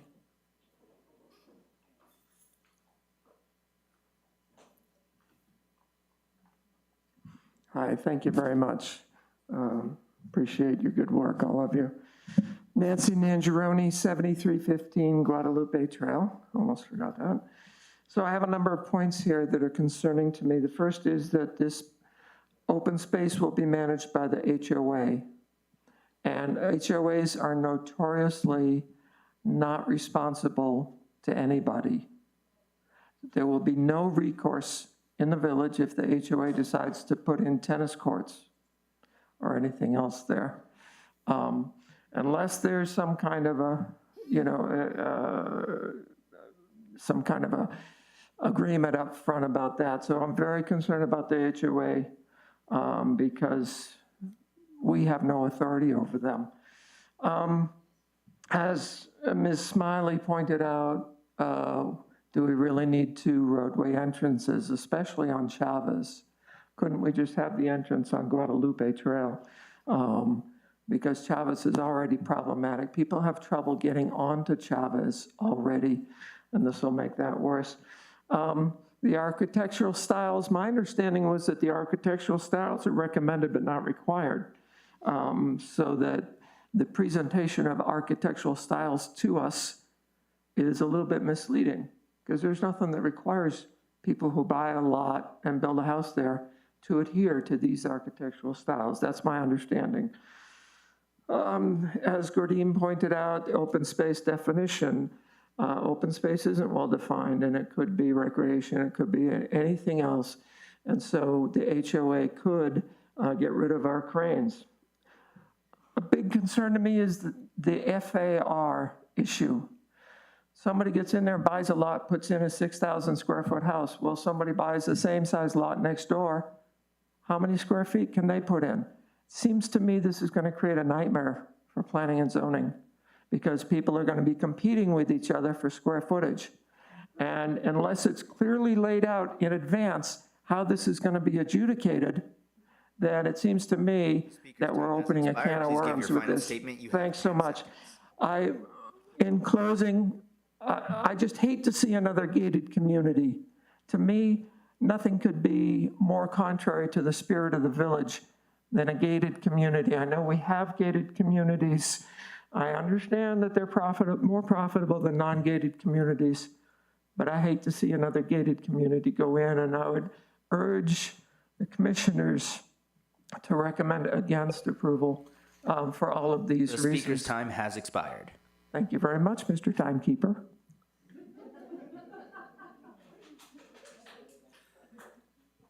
Are there any other people who would like to speak? Please come forward and state your mind.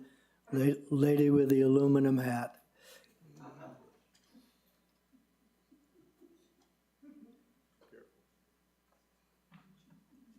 My name is Diana Clark, and I live at 601 El Paraiso Road Northwest, and will be directly affected by this abortion that is going in on the corner. And I do like that you mentioned, JT, my hat, because I wore it on purpose. It's the aluminum hat to block out all the bull that was said tonight by the people that spoke earlier. We're very opposed. I'm very opposed to it. I've lived in my house for 55 years, and I've had a very good quality of life. I will not have that quality of life because, as we know, every house has at least 4 trips in and out a day, and you're putting in 16 houses. And now tonight with the casitas, does that really mean 16 houses with some casitas, or does it mean 32 houses? I'm not sure what all you're talking about. And I would really advise you to consider that this is a village. It is not a city. And we like to keep it as a village. We don't want it to be like Albuquerque. Thank you very much. Thank you. I saw some hands raised back there. Please, all right, this lady here, please come forward.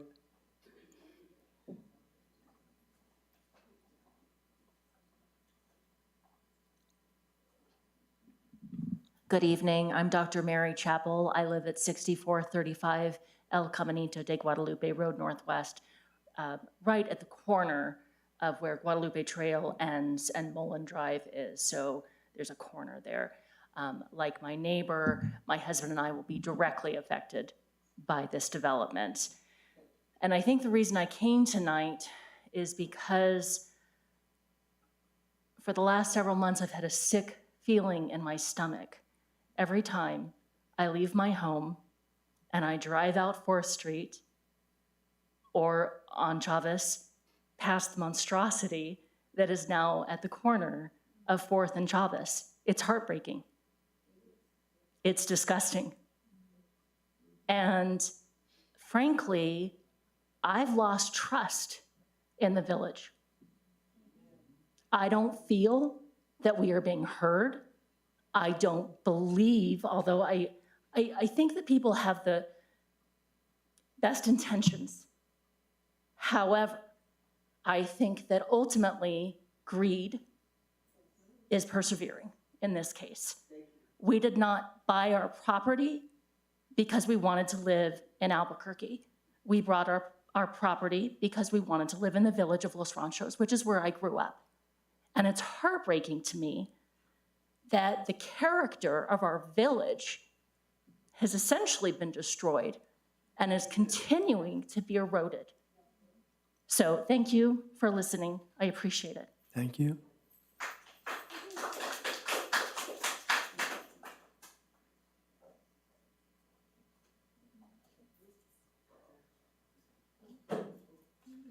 Thank you, Commissioners. Appreciate your time. My name's Jennifer Kiefer, 722 Mullen Road. Again, I'm very close to this property. I have to pass by it to get to my house. And I'm echo everybody else's previous sentiments, but I also want to bring in some things that you all may not be familiar with. When this pilot project program was first noticed last year in June, the only people that received anything were within 300 feet. One of them just happened to be my father. And he called me, and he has a piece of property that's maybe 50 feet from my house. Said, "Did you get this notice?" I said, "No." He said, "Let me send it to you." He sent it to me. I asked my neighbor that's right adjacent to my father's property, said, "Did you get this?" She said, "No." I said, "If we didn't get this, and this is considered a jewel of Los Ranchos, how many other people do not know what's going on when there's an 8.5 by 10 piece of paper on a 9-acre fence line?" So my neighbor and I stood at the corner of Chavez and Guadalupe with signs and passed out information. Guess what? Come June 8th, the first trustee meeting after that, we had this room filled with people all the way to the back, all the way outside. The administration didn't know what to do with themselves. I was happy. Everybody here besides Mr. Long and Mr. Scheibor's team were in opposition of that project. And the villagers have spoken out. I've got 15 seconds left, so I'm just gonna end with this. This is a pilot project for a reason. Pilot meaning it's the first of the village. You guys can do something to stop it. Please do something. Thank you.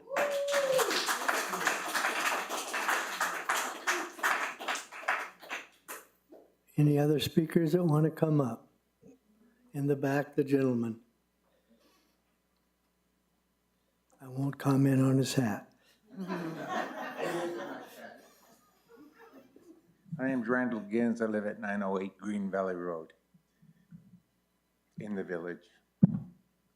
I want to echo everything that has been said in opposition. I mean, really what we're looking at is a 9-acre piece of land that has 5 units on it already, and we want to add another 16 units to it, plus possibly casitas on it. The density is, it's not 1 acre, I mean 1 house per acre.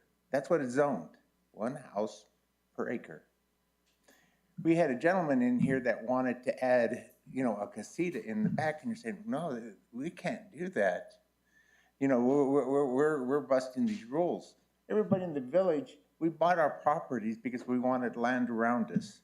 We've seen what happens, you know, what the Anderson Fields where they opened it up. I mean, we have McMansions going to the very limit. We're trying to put in 4,000, 5,000, 6,000 square feet on a half acre, a third acre. That's not what we want in the village. I come down, you know what's gonna happen with 23 units? It's gonna add a number of cars that are already congesting Chavez Road. And then their friends are gonna come over, and they're gonna have parties, and everybody's gonna be going on. I mean, it's a pilot program looking at, I wish I had my notes in front of me, but the mobile home park that was right off of Guadalupe, just past Green Valley Road. They did a beautiful job with that. They put in half-acre properties, and they had a big open space. When you go in there, it's not a cluster. It doesn't look like a cluster development. But we're seeing here, you bought the property when it was 1 house per acre. And I understand. I mean, I'm in real estate. I'm a builder. I've done things like that. I understand what you want to do. Time has expired. Please give your final statement. You have 10 seconds. Please don't recommend this. It's not the village. And it's being transformed. We saw what's happening on 4th Street. I mean, our village is being consumed. I grew up here. Every time I turn around, there's another section of land being built on. Let's preserve the village. Thank you.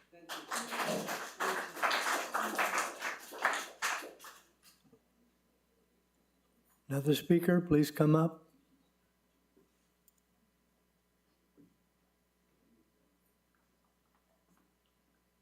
Thank you. Chairman, Commissioners, Joe Craig, 505 Calle del Pajarito, Northwest. I'm sitting in the back thinking about this property. It's one of the most magnificent properties in Los Ranchos, which I think that's quite a statement. We have some I think, all stunning properties. Couple things, as Jen Kiefer mentioned, there was a 300-foot notice, which voids the notice to start with. It has to be 400 feet for 2 acres or more. So I think that's one reason for you.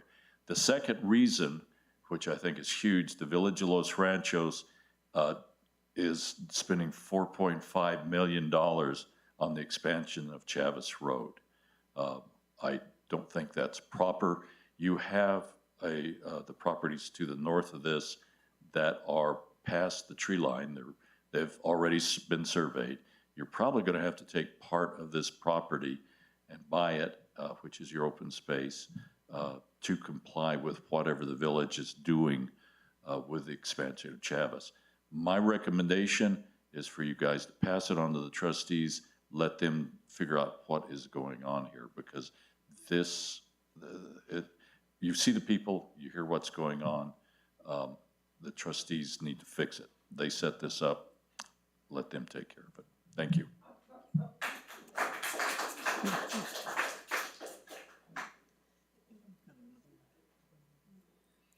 Another speaker, please come up.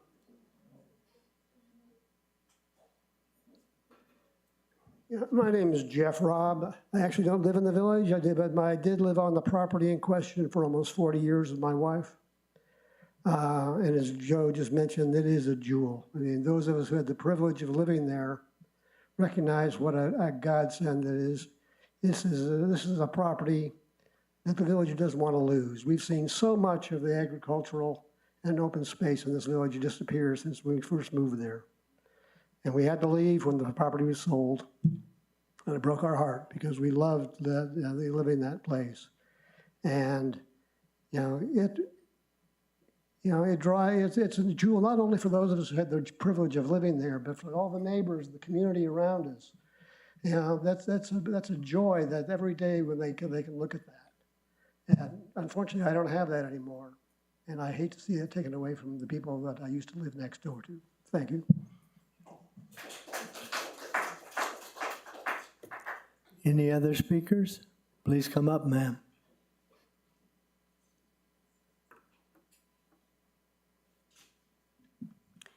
Hello, my name is Ann Stern, and I live at 613 Sandia View Road, probably about 100 feet from the beautiful property we're talking about, and it is a jewel. And I've only lived there about 32 years, but everybody, including my nephews, young friends, know about the history of this property. Some 42-year-olds remember the horses that used to be there. And people going by there to work, going to wherever they're headed each day, it's just a treasure to them. It calms them down. It's 9 acres of peace and calm and beauty. And it breaks my heart to think that, especially with all the climate changes we're seeing around the world, that we don't say this 9 acres, let's save this 9 acres, this precious green land that gets cool at night. Let's just save it.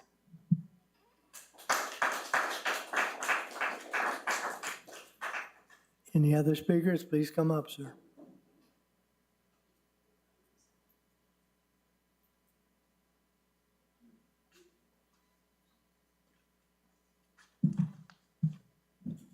My name is Patrick W. Hurley, and I live at 909 Salamanca Northwest here in Los Ranchos.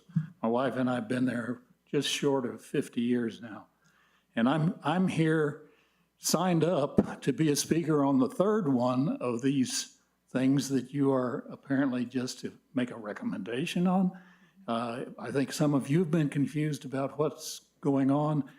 Certainly I am, but I'm here to object to this creating 16 residential lots on a 9.2 acre property. The approval, if given, creates a subdivision with a lot size average of 0.35 of an acre. It's an example of excessive greed seeking excessive profit to the detriment of nearby properties. In the alternative, pull a total residential lots down at least to 12 in that subdivision, and it's not as objectionable. That change would not require any change to the proposed 2.45 acres of dedicated land for agricultural conservation. And additionally, I submit that the conditional uses portion of the applications in a C must have an added restriction added that no guest house or additional dwelling in that subdivision under consideration will ever be rented for use by a person other than a member of the same immediate family of the owner of the lot. Without a restriction like that on a guest house, you might as well approve having a duplex on every one of the lots. I mean, get serious. And when you talk about having perpetuity of restriction of use, and it's going to be controlled by a homeowners association, let me tell you, living in one for about 50 years, it's a nice operation, but they run a tight budget. They don't have money to spend to enforce restrictive covenants. They don't file a lawsuit. It doesn't work. And the trustees don't seem to have a grasp on what is going to work and what is just daydreaming. But this was The speaker's time has expired. yeah, well, good. It's a joke and a bad one.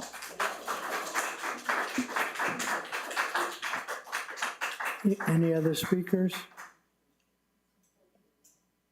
Would the applicant like to comment?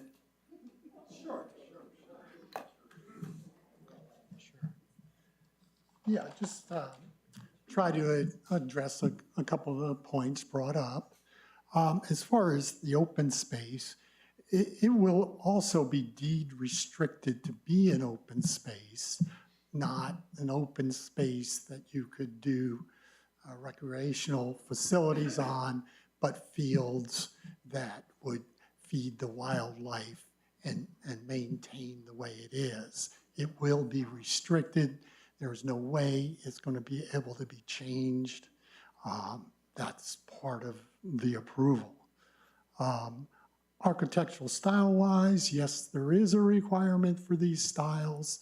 It is under the HOA, requires these styles.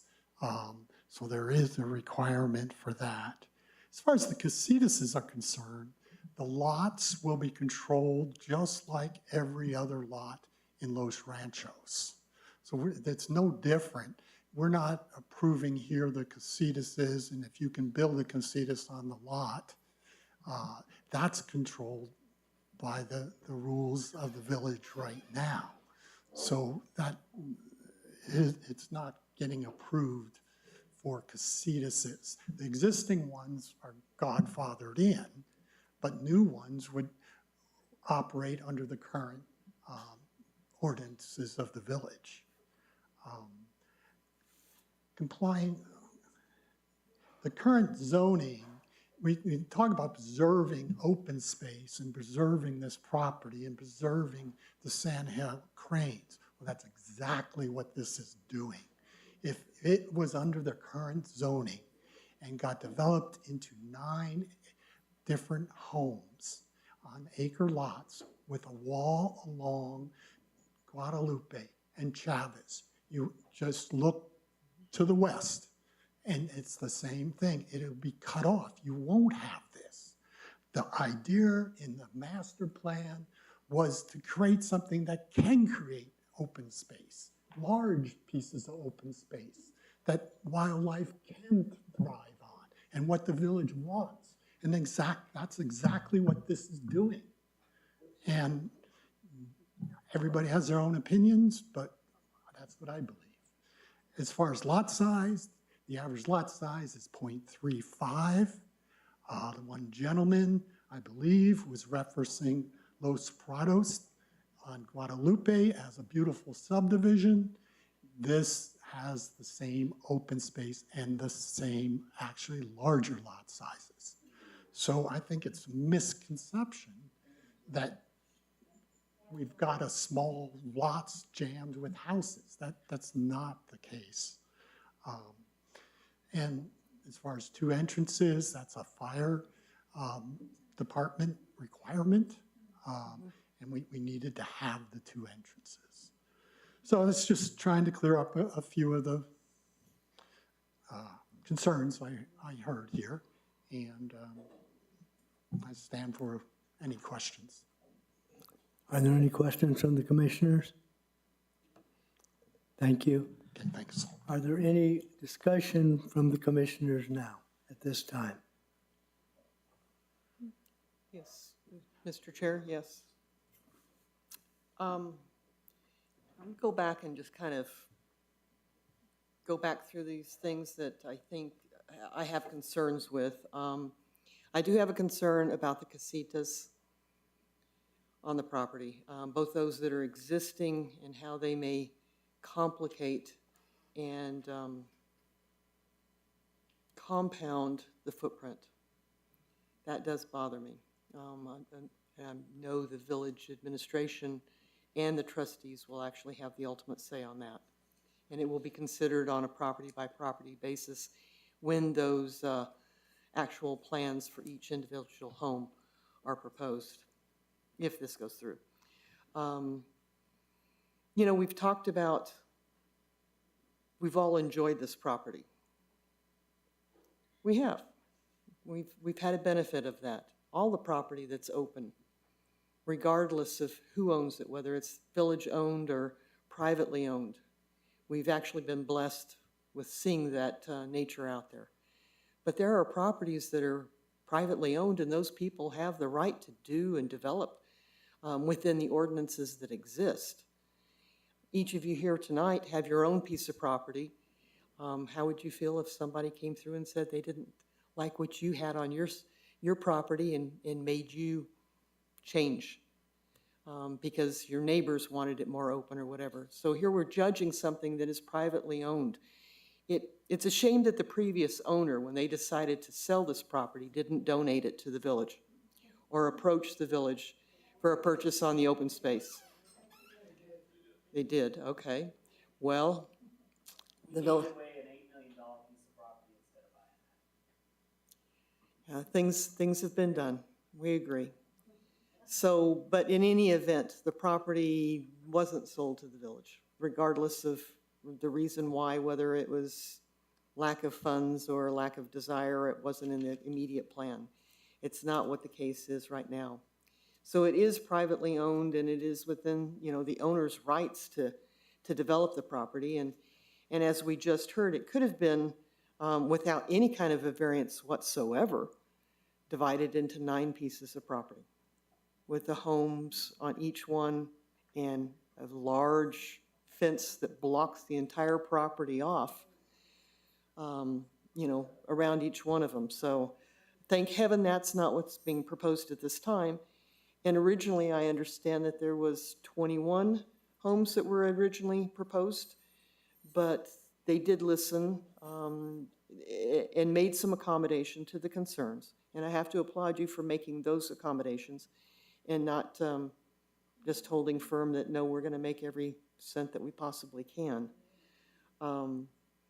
So, I mean, I'm glad to see that we're still going to have some open space in this.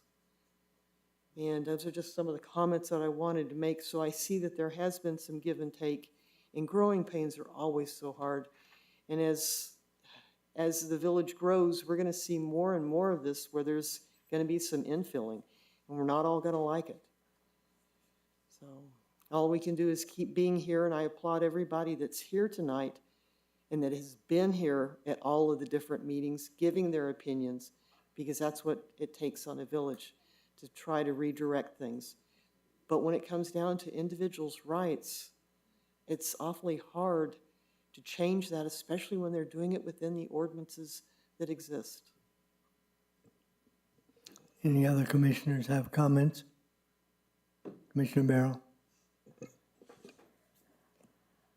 I won't rehash numbers of good points that have been brought up, but as a wildlife photographer, I'm extremely concerned about the open space and the ability to pretend that wildlife exists this close to where we live. So my concern, in addition to other commissioners, it could be in the plans until it's not. So I don't want it to be not.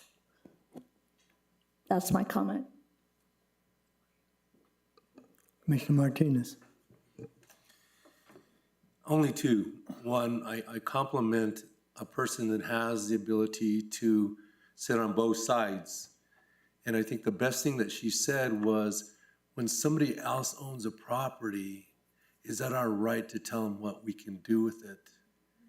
And taking it to a point of being on that side, and I'm not choosing sides here, I'm just being realistic about it. But the points that I want to bring up is that open space is critical to everybody here. And that HO8 is very concerning to me. And when I hear you defining that it's in the deed restrictions, I think that we need to make sure from our point that we want to make sure that the HOH and the deed restrictions define it as an open space. And I think that's something that if we can do, we need to leave it up for open discussion, because I think that's one of, if there's a jewel left,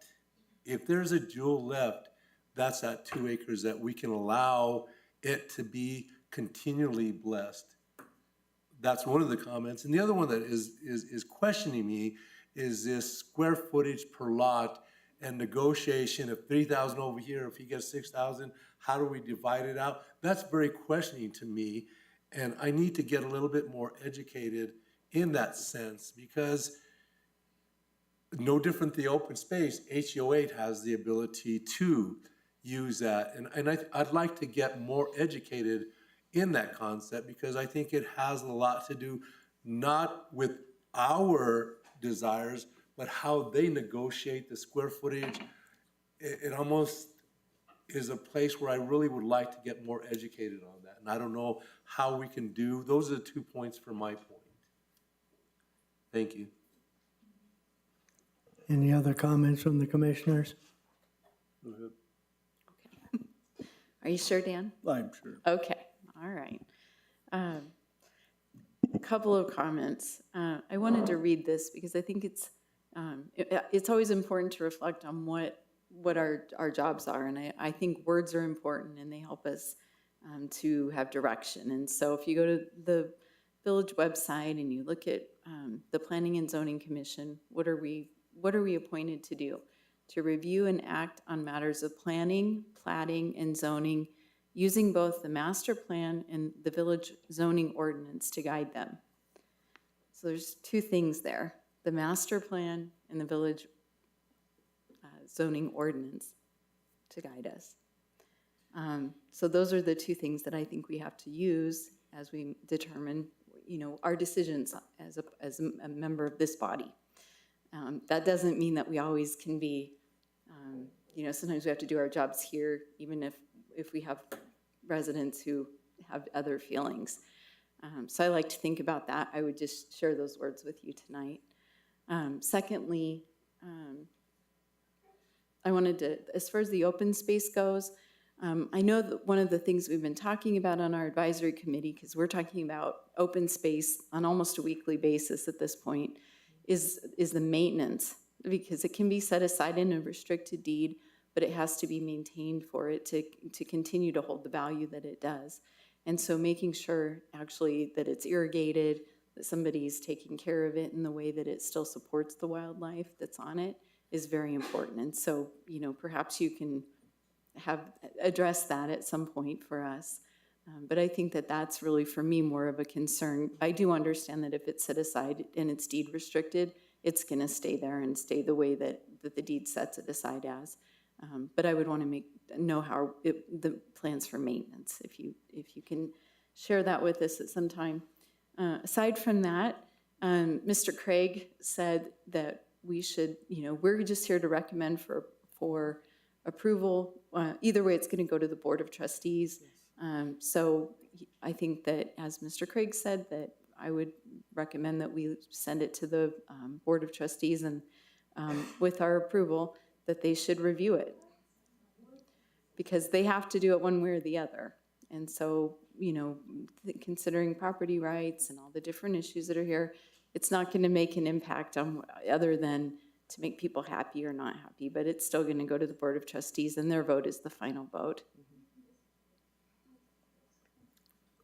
Any other comments from the commission? Yeah, JT, I have a couple.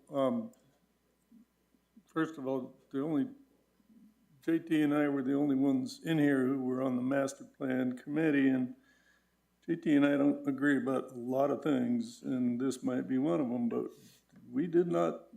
the master plan did not say that we have to provide cluster housing or not provide cluster housing or aging population. Those are all just things that were put up there. And there was ideas about converting residential units into apartments. And so, the whole idea about what you call a cluster housing, it's not as cut and dried as that. And we didn't intend that when we sat down to write that, or at least I didn't. It's just something that we talked about, and along with open space and along with, some of these other issues. So I do get a little tired of hearing that people will pluck out what they want out of a master plan, and the master plan was not designed for you to pluck out some statement and say that's that. That's, we're done. That's not what it's supposed to be. So I don't think that we have to, believe that if someone plucked it out of there that we had to have these conservation development. That just came afterwards. That came from other meetings, and right or wrong, it just, we didn't say that we needed to develop conservation development standards and have these alternatives to it. We said that it's a community that's got issues, and we got aging population and declining financial, whatever the word, I can't figure it out right now. So there's a lot of stuff that went into that. And then that's one. And two, I do agree with Commissioner Holman about, this is private property. Right or wrong, we could have been better off splitting it up and selling 9 units. I don't know, it's not up for me, it wasn't my property. I'm not going to propose that we that we send this to the Board of Trustees, because I believe that the process of it, which is what, we're here to try to unravel, this is the very first time, and that's why we have this process. And if this is a pilot, and maybe the pilot failed, maybe the pilot never even got back to the Board of Trustees, who knows? We're not supposed to be the only ones that figure that out. We can all have our opinions of what a pilot project should be, and that's great. And I understand why the mayor and the Board of Trustees did this. I do also completely agree with it. I personally think this should go back to the Board of Trustees. If we're not supposed to be the ones that approve or disapprove something, we didn't make this pilot. This commission did not make this pilot process. We're just supposed to be the ones that help, shepherd it through. And maybe it just tanks today, maybe, who knows? But this is what the process is supposed to do. It's supposed to, maybe it's just designed to fail. We'll find out. So all that being said, and again, I'm not against private property and private property owners' rights.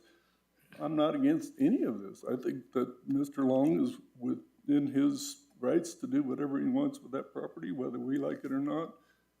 A lot of us don't like it, but still, that's his property. He can do that. We're now being asked to, kind of have this matrix of make everybody like this through this pilot process, or make it, I don't know, maybe that was the wrong term. And it doesn't mean I personally don't have to like it. I'm just saying that is why we have a process. That's why things succeed or they fail. And so, don't get down on anybody here that wants to send it back to the Board of Trustees. I think that's squarely where it belongs. I personally do not have enough training trust me, I'm not like I don't look at this stuff until the day of the meeting.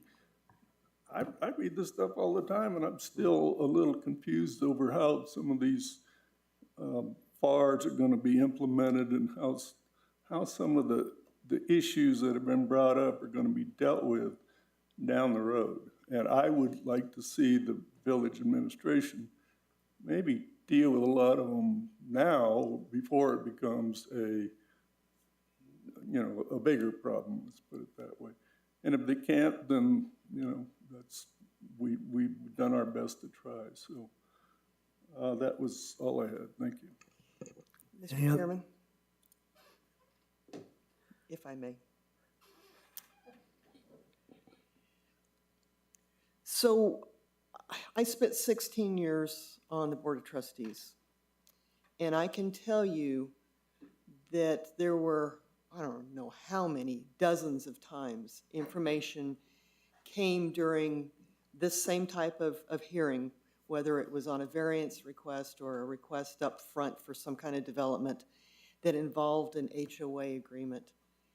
And whoever was bringing it before the trustees were wanting the village to enforce elements of the HOA. The village can't do that.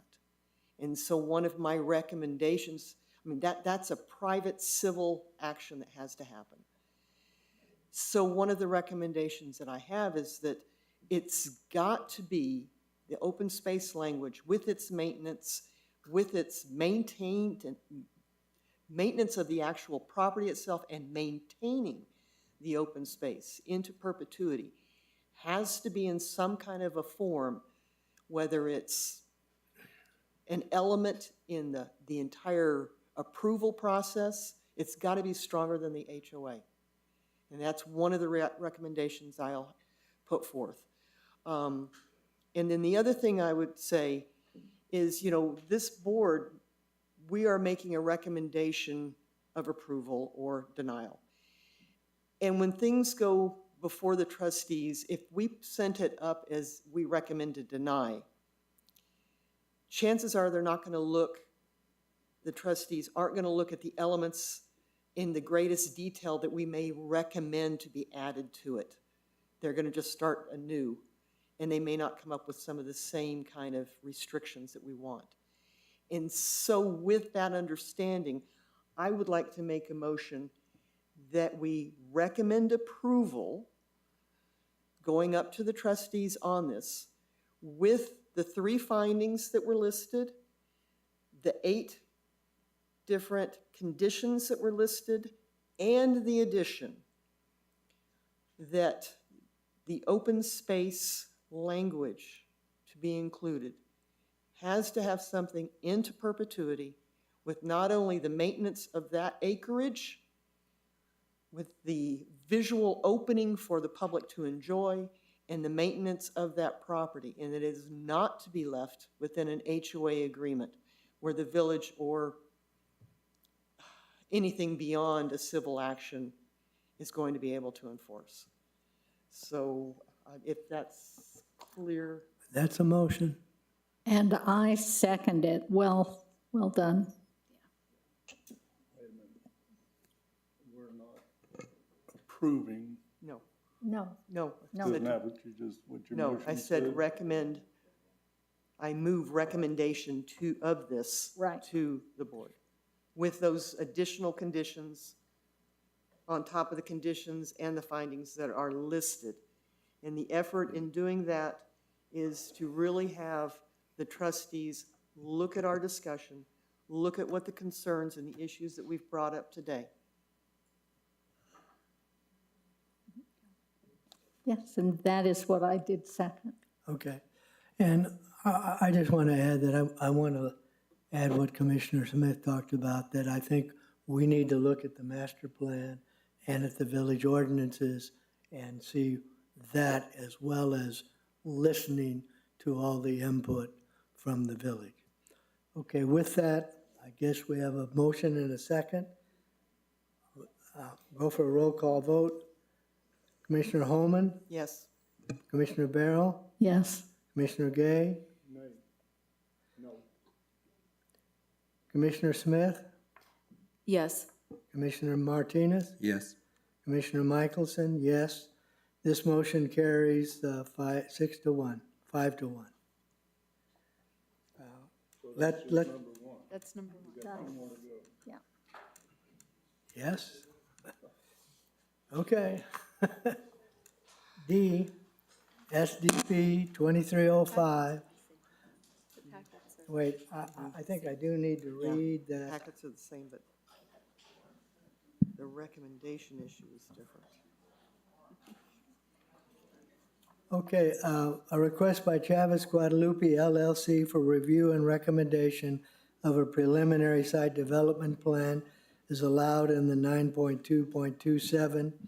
The request is for a residential development in the A1 zone in the Guadalupe Trail character area. The property is located at 6535 Guadalupe Trail Northwest and is legally described as attractive land situated within the Elena Gallegos Grant projected Section 29 Township 11 North Range 3 East, New Mexico Principal Meridian within Middle Rio Grande Conservancy District Map number 29, being all of track 36A1E2, 36A2E2, 36A3E2, 36A1F, 36A2F, 36A3F, 36A2A, and 62A2B, Middle Rio Grande Conservancy Map number 29.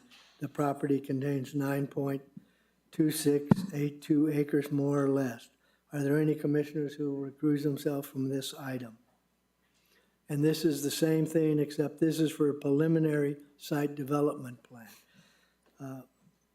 Administrator Simon, can we have the planning report? Thank you, Mr. Chairman, Commissioners. Yes. Same application, different procedure here. This one is for the preliminary site development plan.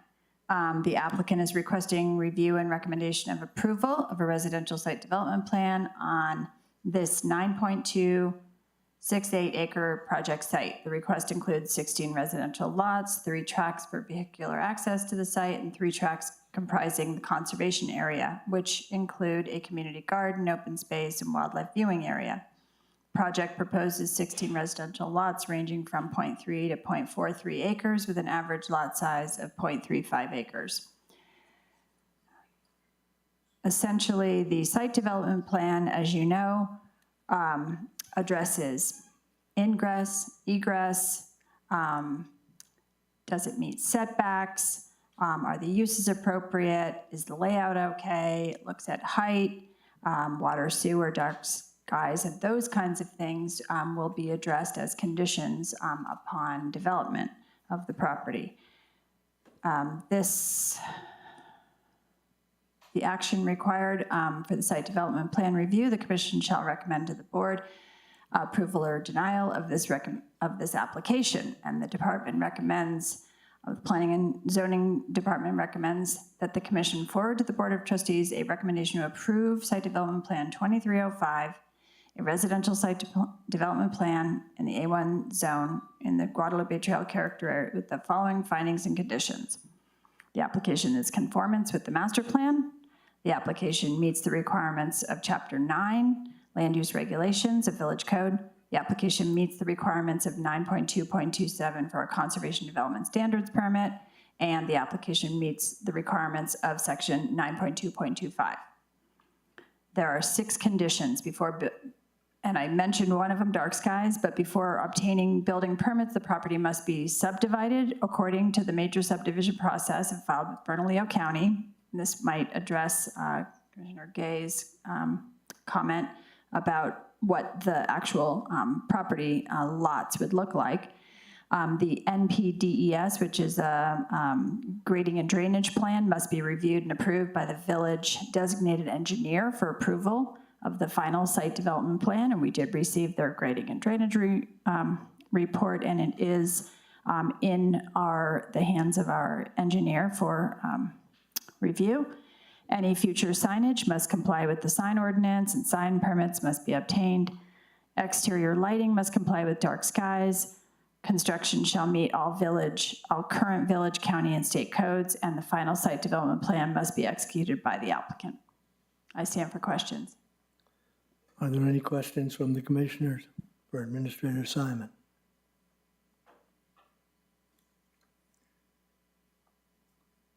Would the applicant like to make another presentation? No, that's okay. It's the same, I believe, so unless I'll stand for questions. Is there any questions from the commission? Commissioner Holman? On the properties, are they each one going to be fully fenced around the homes themselves, or just the backyards?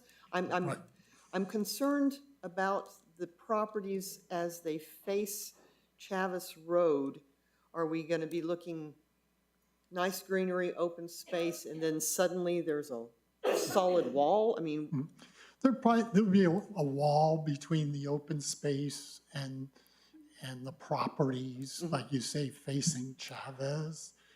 And the wall would kind of wrap around on Guadalupe. There would be a wall, and probably a solid type wall. But I think the greenery kind of comes up to it, and it is set back quite a bit. But we do want that separation. We don't want really the people going into the fields and just like somebody mentioned, a dog running into the fields. So yes, that there would be a wall there. that was what I was concerned about is family pets, you know, what kind of open space, or was it going to be open, or was it going to be enclosed, as well as the privacy for those homeowners themselves. And quite frankly, if I'm wanting to look at this nice greenery and hopefully the sandhill cranes that are still going to visit Yes. there. I really don't want to be looking at the swing set or the travel trailer that's parked in the back or Yeah. any of those other things. I'm really Sure. wanting to be able to focus on the beauty that's Right. there. Okay. Exactly. And yes, there'd be walls there, walls on the side, not necessarily in front. You know, they may tie back to the house halfway to the front or so. But the yards will be contained. Thank you.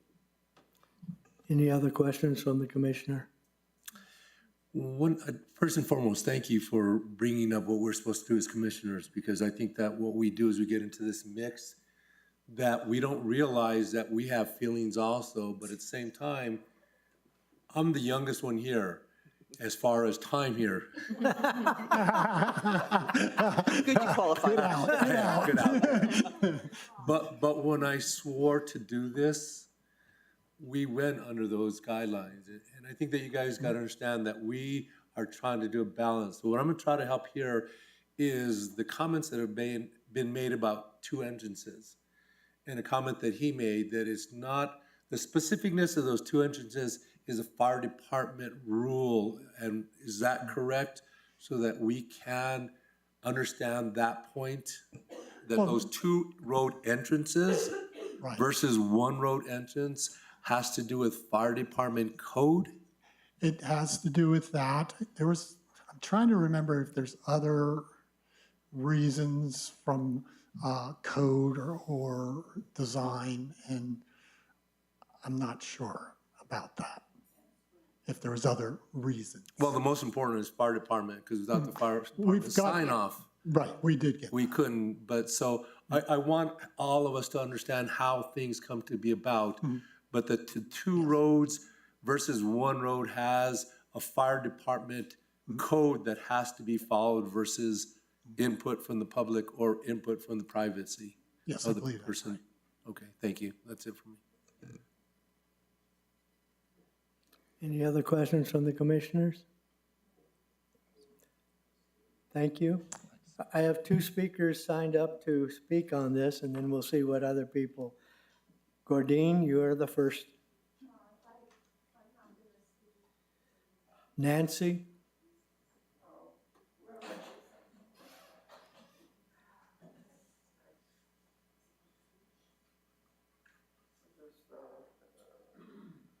Hi, Nancy Nangeroni, 7315 Guadalupe Tuala. Thank you, Mr. Martinez, for seeking clarity on that.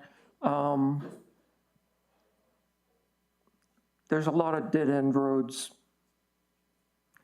So those are all roads that have only one entrance. So I'm sorry, but I don't believe that there's a fire department regulation that requires the two entrances.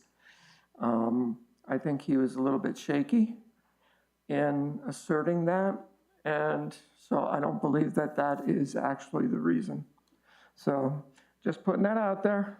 You know, sometimes we all have a tendency to want to marshal facts on our side, and sometimes we exaggerate a little bit, and I think that's what we're looking at here. And that's all I wanted to say, and I don't mean to insult anybody by doing that. Thank you. Any other speakers that you had your hand?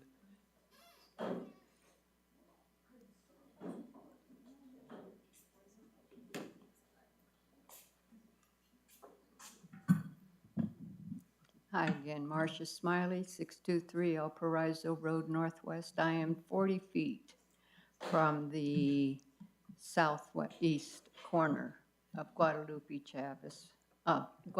and El Paraiso. This property would directly affect me. Having a road going through both Guadalupe and de Chavez would have a lot of overflow passing my house already. I don't believe that that is true, that you have to have two entrances. El Cab does not. There's a lot of dead-end roads that do not have two entrances. And you also forget that that is 9 acres. He has one house and 4 casitas already, so he could possibly get another 8 in there with the easements and setbacks. I would much prefer 8 houses. He bought this property knowing it was A1. It's not something that we need as a gated community in our village. This is my neighborhood. I've been there for 43 years.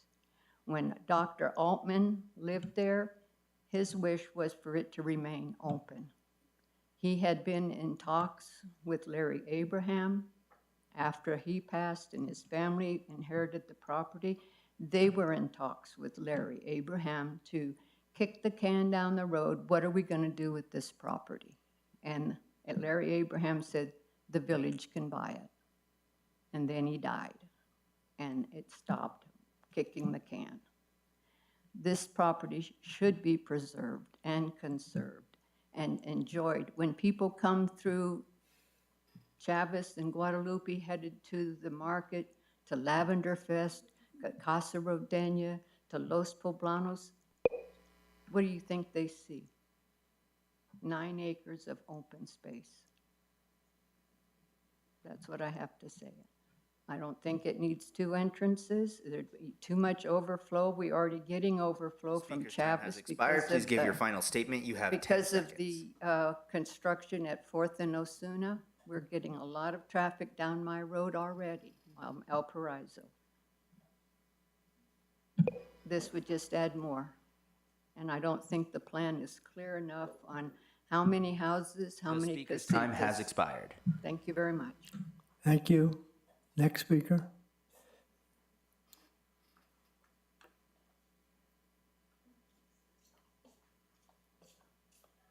Jennifer Kiefer, 722 Mullen Road.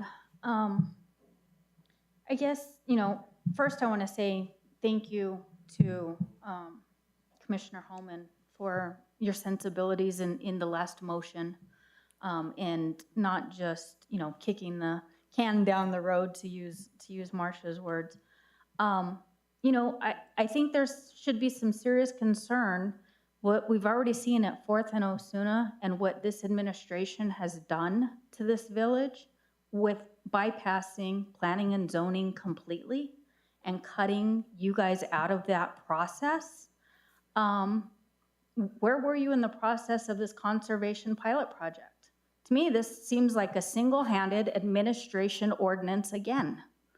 And it's in clear opposition to what the villagers want. It is strictly this administration pounding their fist and trying to get what they want and using everybody that they need to do that. I don't think that a site development plan and a major subdivision plan, the next item, should be addressed right now until they address the first conservation development plan and address your concerns. Let the Board of Trustees take your recommendations, address those, kick it back down here, back to planning and zoning for the rest of these items to be looked at. Otherwise, all we're doing is giving the Board of Trustees and this administration this power that they're trying to usurp without public input. Just my opinion. Sarah, come on up.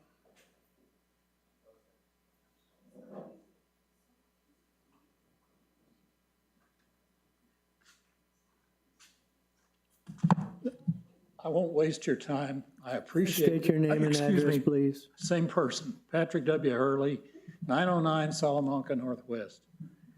I won't try to make this just stray around, but I appreciate your taking note of the property rights of an existing owner and that your obligation is to protect those rights, not to take things away from them. But are you aware this is a tentative plan program, a pilot project? It is not a done deal. And in the discussions that we have had, I think the trustees have felt like, oh, heck, we've had this thing and surely long spent a pot of money on the architectural work and so on. I'm sure that's all correct. But the ordinance as adopted, which I think is a piece of junk, includes a provision that the trustees may go through the whole thing and find that it is not feasible to approve a project under it with as many things as they have. As for instance, you say, well, we want to know for sure that the homeowners association is going to make this really work in perpetuity. Baloney. That's the homeowners association is a job that people take out of charity with their neighbors, and they're not funded to enforce things. It's never going to happen. And you can have covenants that restrict the permanent use of property, but then you got to enforce it, because if it just doesn't turn out to happen that way, you need a governmental unit that has a stake in that, if you really think it has to be done. So thanks for your consideration of that. Any other speaker would like to come up? In the back, sir? And then I'll get you, Joe.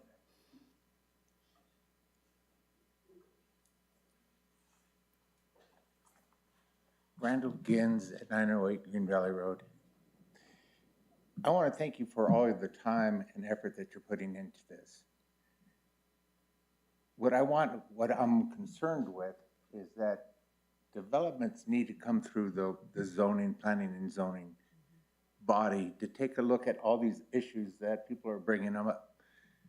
To pass it on to the trustees and say, well, we're going to figure it out, they'll figure it out or they can turn it down. They're looking to you to give a recommendation, saying we're looking at this closely and there's issues that have come up. And what I've seen tonight, and I think you've all seen, is in this current state, people aren't happy with the development plan. There are issues that need to come in. I love the idea that you're willing to give the village 2.3 acres or 2.5 acres. That's wonderful. The village needs to step up and say, okay, we will take that 2.5 acres and we will maintain it. And if the village doesn't want to do it, well, then this whole idea that we're going to have this beautiful little piece, there's going to be a bunch of weeds out there. There's not going to be fences out there. It's not going to be a pretty thing. So, I mean, it's your job to look at all these issues and say, wait a second, I like this idea, but there's more work to be done. It's not something to kick up to the Board of Trustees, and they're going to go, well, the planning, it went through planning, and they gave a recommendation for it. So we're just following the recommendation of the planning. It's not in the state that it should be approved. There's 14, and the average lot size that we've gone from one house per acre, 43,560 square feet, down to 15,000 square feet. And what's the FAR on that?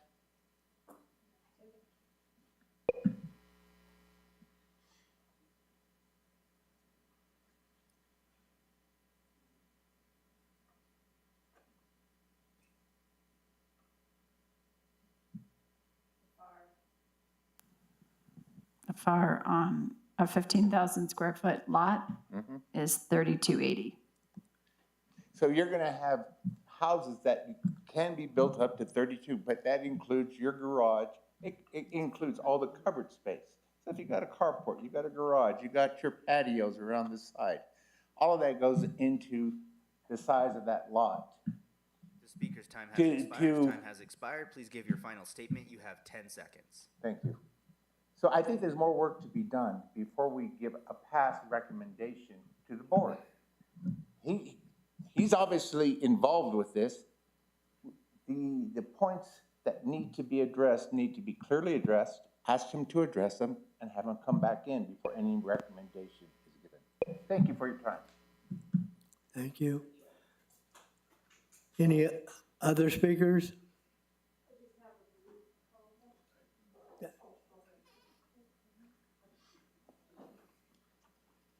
Thank you, Joe Craig, 505 Calle del Pajarito. In 2013, I sat up in your seats. I swore an oath to to uphold the Constitution of the United States, the Constitution of New Mexico, and the village ordinances. I still believe that I am bound by that. It wasn't 4 or 5 years. I believe that's something that, as Commissioner Martinez is talking and Commissioner Smith, you guys are tasked to do. With your oath, you swore to uphold the ordinances. The village, as you've heard from Jen, did not give the proper notice. You have to give notice to 400 feet. They only gave 300 feet to start this. So you cannot give this up with a due pass recommendation to the trustees. You have to deny this recommendation. In 2019, the property was bought. We were brought in as a Friends of Los Ranchos. Commissioner Karen was the Neighborhood Association Vice President. She met with us. She wanted us to buy this property. We were actively working with Kelly Ward and with Larry Abraham to buy it at $3 million. Mr. Long came in, offered about half that, closed in 30 days, and we could not even move to do that. It was bought as an investment. We're talking about how this is his personal property. It's an investment property. And what Scott's talking about is an investment for his company. This is an important project for the village. It's an important, from not only the conservation pilot project that is being redone by the CAC, but it's an important property in a critical zone. I would urge you denial of this and send it back to the Planning and Zoning Department and do the correct notices and the correct hearings. Thank you. Yes?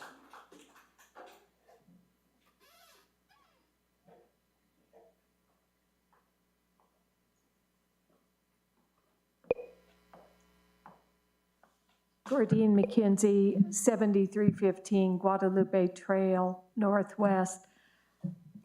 I agree with the comments that have just been made, but I would just like to add something else that needs further study. For some work that I was doing, I needed to check with the Department of Transportation and Mr. Cog about traffic studies. And I spoke to people there and found some very interesting things. One thing they said is that the traffic studies that are coming out now are skewed because of COVID.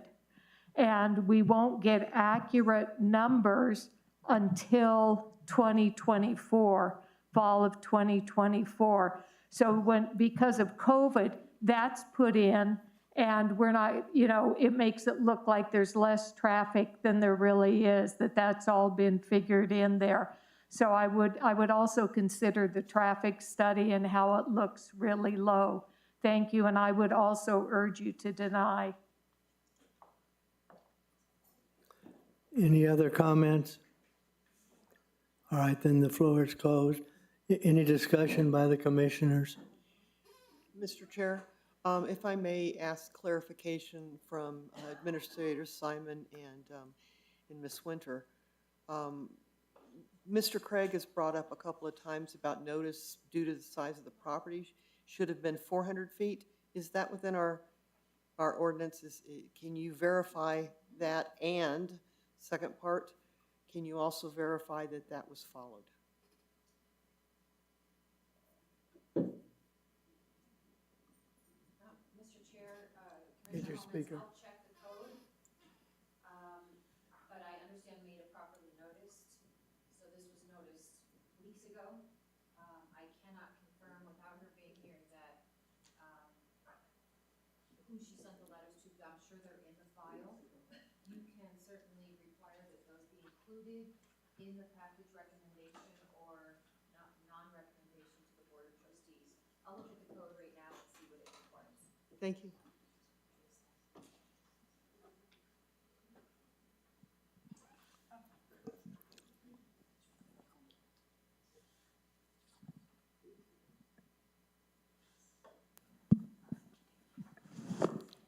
Thank you. Administrator Simon. Yes, Mr. Chair, Commissioners, in Director Rubin's packet, she said public notice requirements have been met by the publication in the Albuquerque Journal on July 24th, 2023. The public notice was sent by mail to all neighbors within 400 feet of the property on July 21st, 2023. Public notice sign was posted on the property by July 25th, 2023.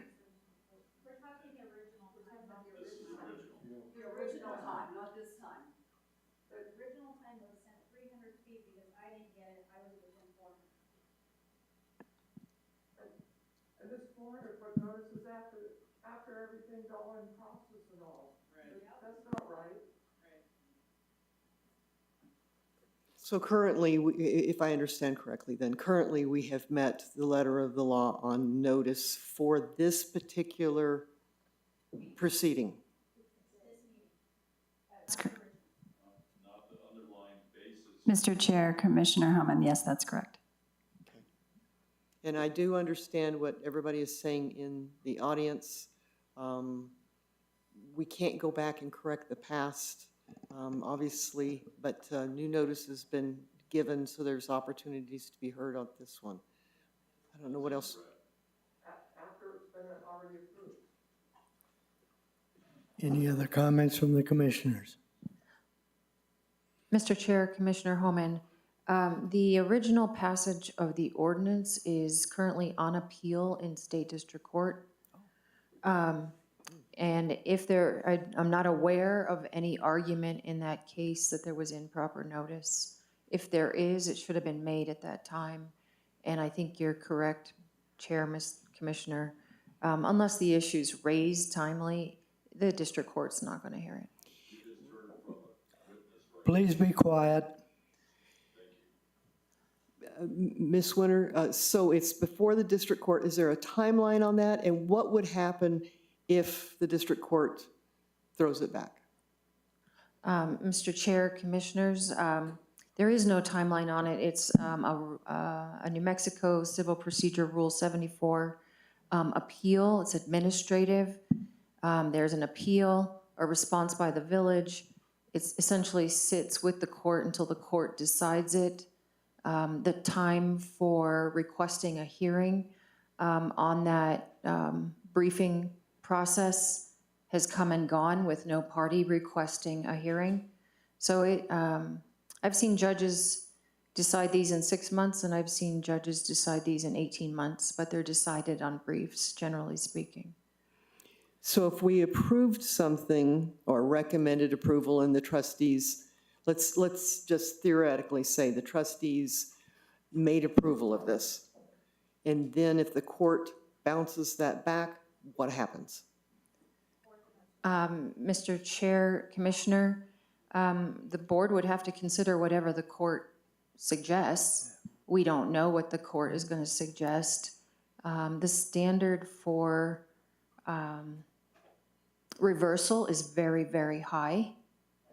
And again, there was no hearing requested, so hard to know what the court will do with it, but the standard for reversing the BOT on that is very, very high. Thank you. Is there any comment from the audience on this specific issue? Okay. Please come up to the mic, sir.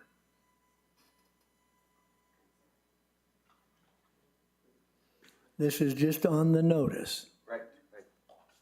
Rand Gins, 908 Green Valley Road. Here's another point that needs to be addressed. I mean, if I was developing it and all of a sudden, but let me back up. I'm concerned. Why wasn't there a brief by this body to the court saying we have a problem here and we need to adjudicate it? I think before we go forward any further, that has to be addressed. It's not your responsibility to push things through. It's your responsibility to take a look at all the points to protect the village. And you're doing a fine job. Where issues are coming up, you're being made aware of them. and take the time to address each of these problems before you give a recommendation to the Board of Trustees. Yeah, we recommend, go ahead and do it. From what we've heard, it's not time to recommend it yet. And I think it could be a beautiful project, but there's issues that need to be addressed, and this is the body to address it. Thank you. Any other comments from the commissioners? Is there a motion?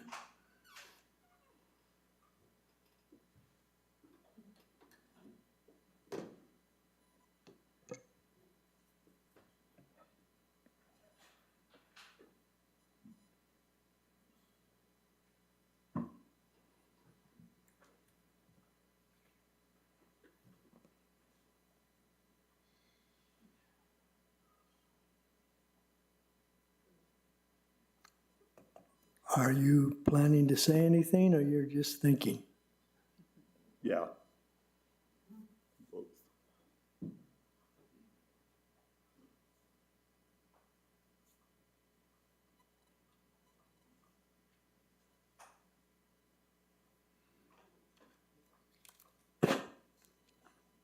I have a question, if you don't mind. Okay. Ms. Winters, could you tell us what our options would be at this point if the commissioners were to choose to consider this any further? Do we have to make a motion and vote on this tonight? Are there any other options for us? Mr. Chair, Commissioners, you can recommend, again, approval. You can recommend denial. You can recommend deferring this yourself to a future meeting. I would identify the future meeting if you're intent on deferring it or hearing it again. The same is probably true for item E on your agenda.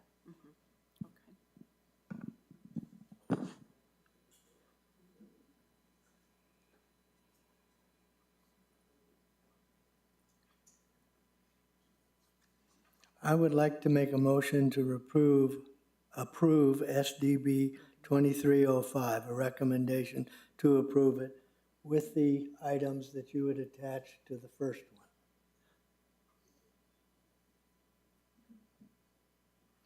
I'll second.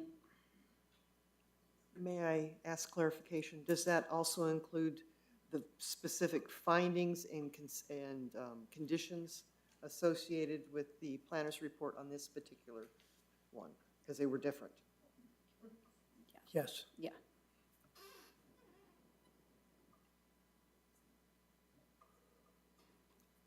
Is there any discussion from the commissioners on this motion? If not, then the floor is closed, and I will call for a vote. Commissioner Holman.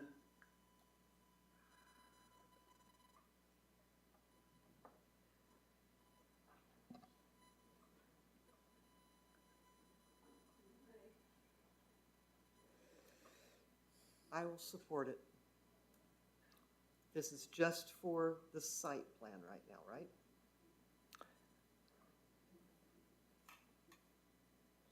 Commissioner Barrow? Reluctantly support it. Commissioner Gay? Nay. Commissioner Smith? Yes. Commissioner Martinez? Yes. Commissioner Michelson, yes. The motion carries 5-1. Let the record show that public hearing, item 4D, the request by Chavez Guadalupe LLC for review and recommendation of a preliminary site development plan is formally closed. We move now to item E, a request by Chavez Guadalupe LLC for review and recommendation of a preliminary plat for a major subdivision is allowed in 9.2.27. The request is for a residential development in the A1 zone in the Guadalupe Trail character area. The property is located at 6535 Guadalupe Trail Northwest and is legally described as a tract of land situated within the Elena Gallegos Grant projected Section 29, Township 11, North Range 3 East, New Mexico Principal Meridian within Middle Rio Grande Conservancy District Map Number 29, being all the tracks 36A1E2, 36A2E2, 36A3E3, 36A1F, 36A2F, 36A3F, 35A2A, and 62A2B, Middle Rio Grande Conservancy Map Number 29. This property contains 9.2682 acres, more or less. Director Rubin, may we have the planning, Administrator Simon, Yes. may we have the planning report? Thank you, Chairman and Commissioners. Yes, this applicant is requesting review and recommendation of approval of a preliminary plat on a 9.268 acre project site. The request includes 16 residential lots, 3 tracks for vehicular access to the site, and 3 tracks comprising the conservation area, which includes a community garden, open space, and wildlife viewing area. We've heard about the project. We know about the surrounding area. The relevant code language is that applies is the first 9.1, the subdivision vacation development sections, which discuss the requirements for plat improvements for a major subdivision, and second 9.2.27, which is the conservation development standards permit. The applicant has submitted an application and is in conformance with provisions of the article.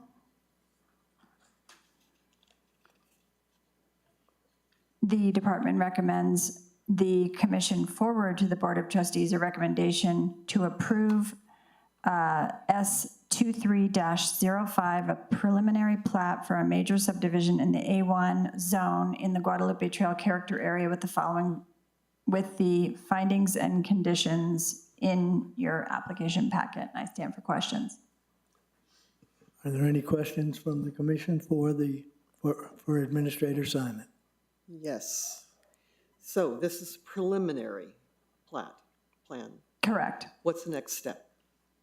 Walk me through this. Let's remind each other of Yes. what's going on. I need a little help here. I think on the last packet, you have your action matrix. Site development plan was preliminary. It's a recommendation by the commission, and the final plan goes to the board. On this particular item,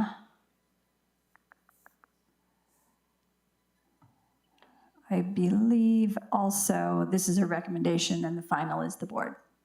So if we recommend and they accept, is it still a preliminary that has to come back for other actions through the P&Z department? What else is going to go on? What other reviews will occur? Attorney Winter. I'm checking. Are there additional opportunities for public input, or is it all administrative?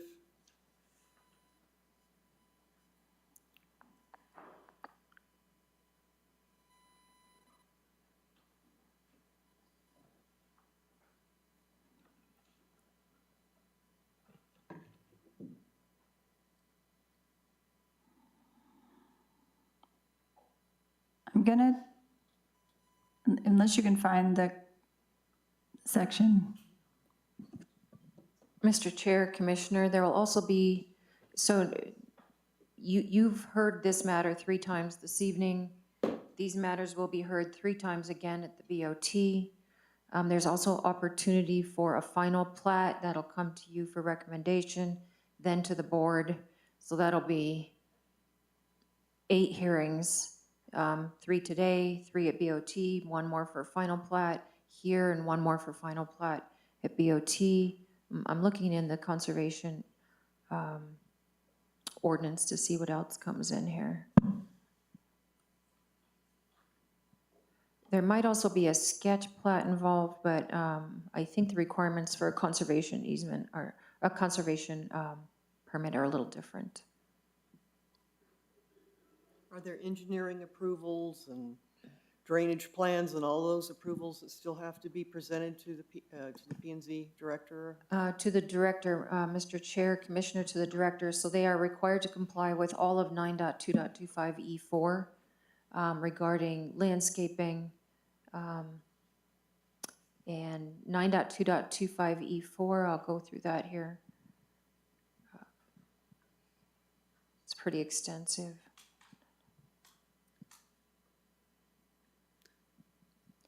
E4.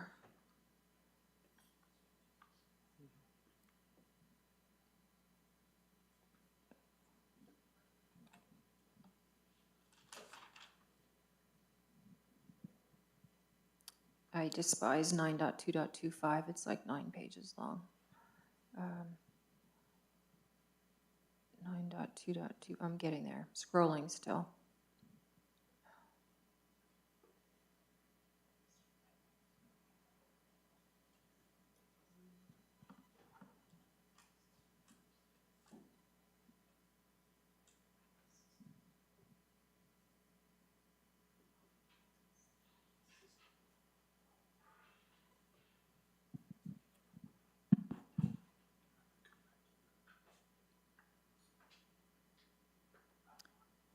Okay, I believe it includes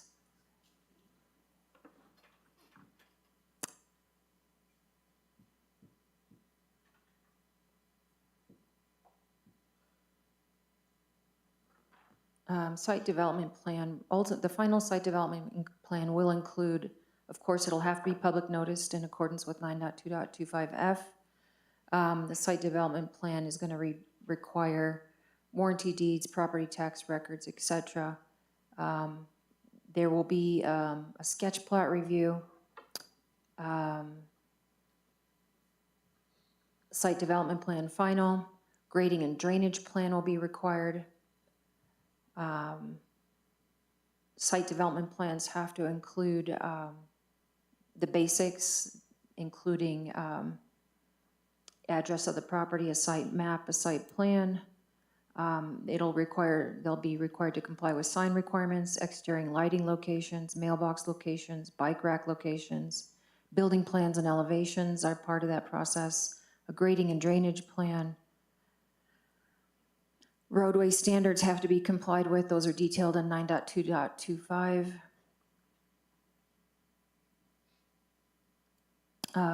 There'll be requirements regarding trash receptacles, landscaping plans, utilities plans, lightings plans. All of those are part of the site development plan and the final plan. So I think at least 2 more hearings before this board on other approvals, and then at least 3 from this evening at BOT and at least 2 more at BOT. So 8 opportunities, possibly 10 opportunities for public comment. Thank you. Any other questions or comments from the commissioners? Applicant wish to make any additional comments? No, certainly believe it has to come after the Board of Trustees. It'll have to come back to this board to review and then back to the BOT. So it will be coming back. There's a lot of detail we've got to submit to get that final on all of these. I have a question real quick. I have an associate's degree in surveying, and I've done a little bit of what we're talking about over here.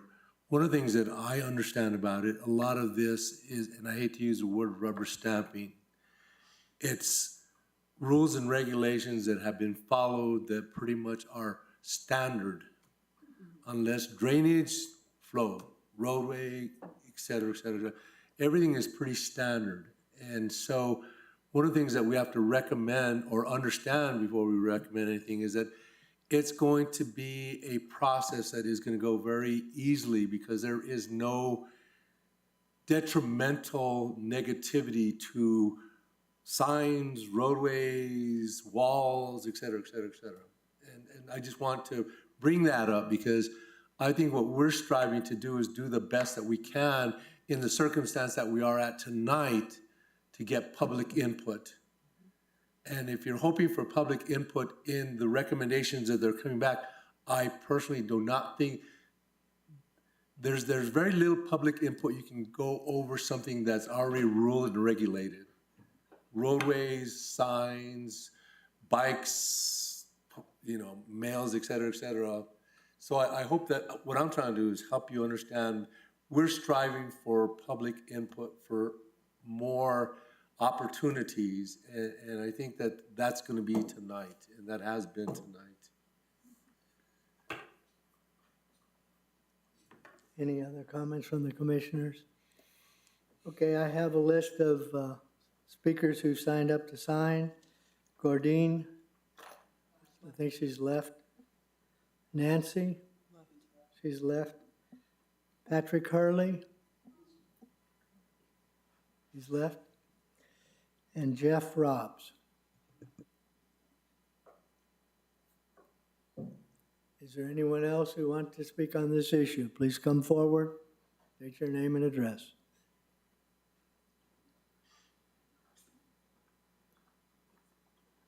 Thank you again, Joe Craig, 505 Calle del Pajarito. I just want to remind you that the oath of office that I swore, that you guys swore, you are being forced into violating by your Planning and Zoning Commission by not following the ordinance that says you must give out 400 feet notice for anything over 2 acres. I think this is a very important question for you personally as commissioners. It certainly was and continues to be an important question for me as a resident. You need to deny this and have it fixed or reviewed by Planning and Zoning. Sending on up to the Board of Trustees creates another issue for them. It creates another issue for Scott. I don't think this is fair for us to do a flawed process and expect a private business to fix what we have failed to do. Thank you.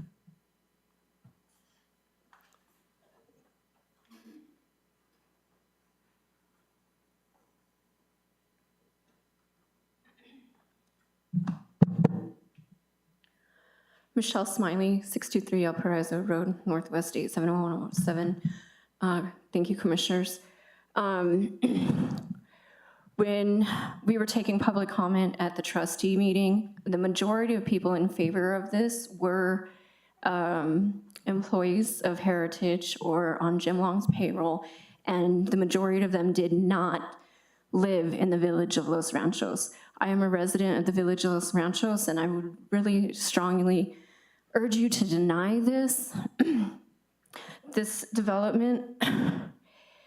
When this property was bought, it was bought zoned A1. It's 9 acres, you could have 9 houses. There's 5 current houses existing, and then with egress and ingress, you could build 3 more houses. This is not worth it. Heritage could build anywhere. Heritage does not need to build on a watershed, an environment, a sanctuary for a bird habitat. I was in contact with the International Crane Foundation at savingcranes.org, and I spoke with the president. Ann Lacey is her name, and she said that they are in favor of keeping this open space for the Sandhill cranes. You guys are ignoring the fact that once we pave this over, like pilot project, it's not temporary. This is gonna be paved over, and there is no going back. You're not ever gonna get this piece of land back, and Heritage has the means to build anywhere. They don't need to build on this habitat. And I just don't understand why, in good conscience, you would vote to destroy a beautiful piece of property, just pave over it. You know, like I said, you cannot get it back. So why? Why would you vote to approve this? I don't understand. And you're not listening to your constituents. Those people left because they're fed up, because they feel like you're not listening to us. I just beg you, Dan Gay is doing the right Your thing. final statement, you have 10 seconds. He is doing the right thing by saying no and denying this. And how could you, in your conscience, approve this? This does not speaker's need time to has be expired. done here. Thank you. I appreciate you listening to me and let me taking the time, but just please, please deny. Thank you.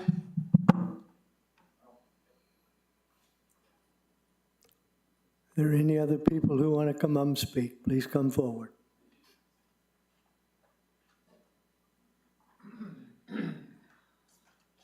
Brandon Gins, 908 Green Valley Road.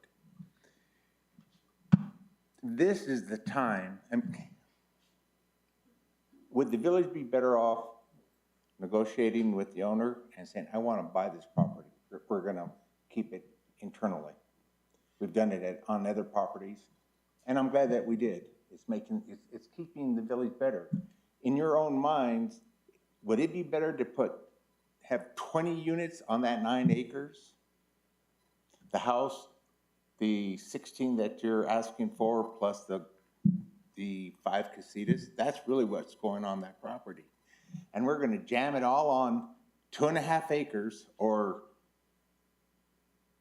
7 acres, 6.5 acres, and we're gonna keep 2.5 acres of open space. Is that what the village wants? I think you're hearing from the constituents that we don't want that. We want it open. I think at this point, I've heard a lot of different points that were brought up, and they haven't been, I haven't seen a list or hasn't been spoken on all the things that we want the developer to do. It's not fair to him to run it down the road and then he comes and has all the fees that he's gonna have to pay to get the plots, the renditions, to go through all the different hoops to get final approval, and then say, well, okay, well, maybe we're not gonna approve it now. What you're doing by rubber stamping and saying, yeah, we're gonna move it forward, you're telling him, go ahead, spend the money, this is gonna be done. You don't need 2 accesses for the fire department. You need to create a cul-de-sac large enough that engine can go through and turn around and get out. That's how, but we don't need an access onto Chavez. There's been a number of what are we gonna do to maintain that 2.5 acres so it's a beautiful, it's nice. That Speaker's time has issue expired. has Please not give your final been statement. You addressed. have 10 seconds. What I'd like to see is a list of things, requirements for the developer to say, these are the things, our concerns, and then bring them back, how are we gonna address them, and then at a different moment, The speaker's time has expired. then give your recommendation. Don't rush it through. If it's another month, so what? Please. Any other speaker, please come forward.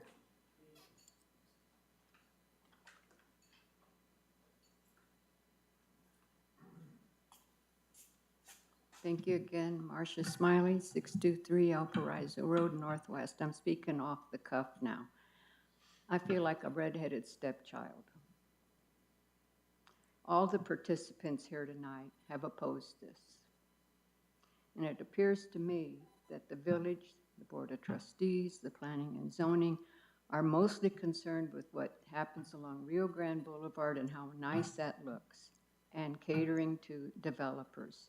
And that leaves the majority of the residents of Los Ranchos vulnerable to high-density growth, poor planning, and little representation. You denied a family a garage tonight on Charles Place, denied flat out. You were rubber stamping 16 homes with no concern. That is wrong. That is inconsiderate, and that is poor representation for how many people were here tonight opposing this. Please, this is a big deal. It's not one garage. This affects not just people 400 feet. This affects the whole village. And you said, Jim Long, he can do whatever he wants. He's the owner. This family wanted a garage. He could not do it. He's going to do whatever he wants with 9 acres? Please, come to your senses. Represent us. We have been here through and through. I don't know how many administrations I've been through, 43 years. That's a lot. And look at the changes this administration has done in 4 years. Under the covert planning during COVID, when people were sheltering in place, spraying our mail, having food delivered. Expired. Please give your final statement. You have 10 Thank you seconds. for your consideration and your long time tonight. But this is a hardship. This is a hardship on me to have this development 40 feet from my front yard. Thank you for your consideration. Please come forward, state your name and address. Daryl Mummert, 330 Vineyard Road. I want to speak to the 2 roads because there seems to be a lot of questions about that.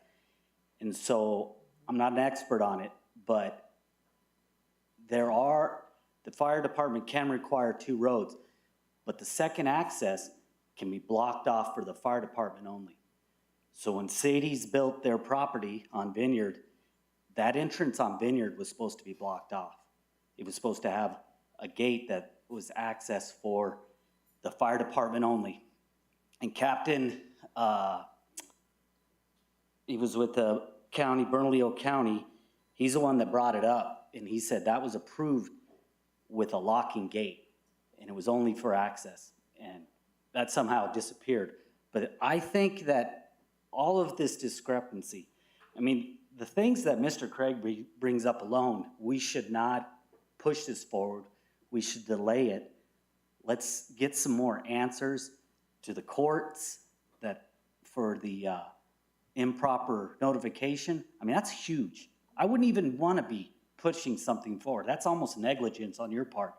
But also say, let's get a little bit more understanding about like the 2 entrances, because a lot of people have a lot of questions about that.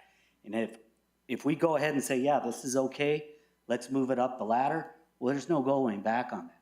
There can be 2 entrances, but I'm pretty sure that one could be for fire departments only. If you don't want to do a turnaround for an engine, or if you don't want to put a fire hydrant within a certain 300 feet of a house or something. So there's a lot of things I think that let's just slow this bus down. And they've been through the ringer already. It's like, look, we'll just have another hearing. And let's get some of these things ironed out instead of just pushing it back up to the Board of Trustees. Because we all know what's going to happen when it goes to the Board of Trustees. And we're already staring at that monstrosity, which is extremely illegal. Time has expired. And Please so give your final statement. I just You have hope, 10 seconds. I hope you guys really think about this and just let's delay it. Okay? Thank you.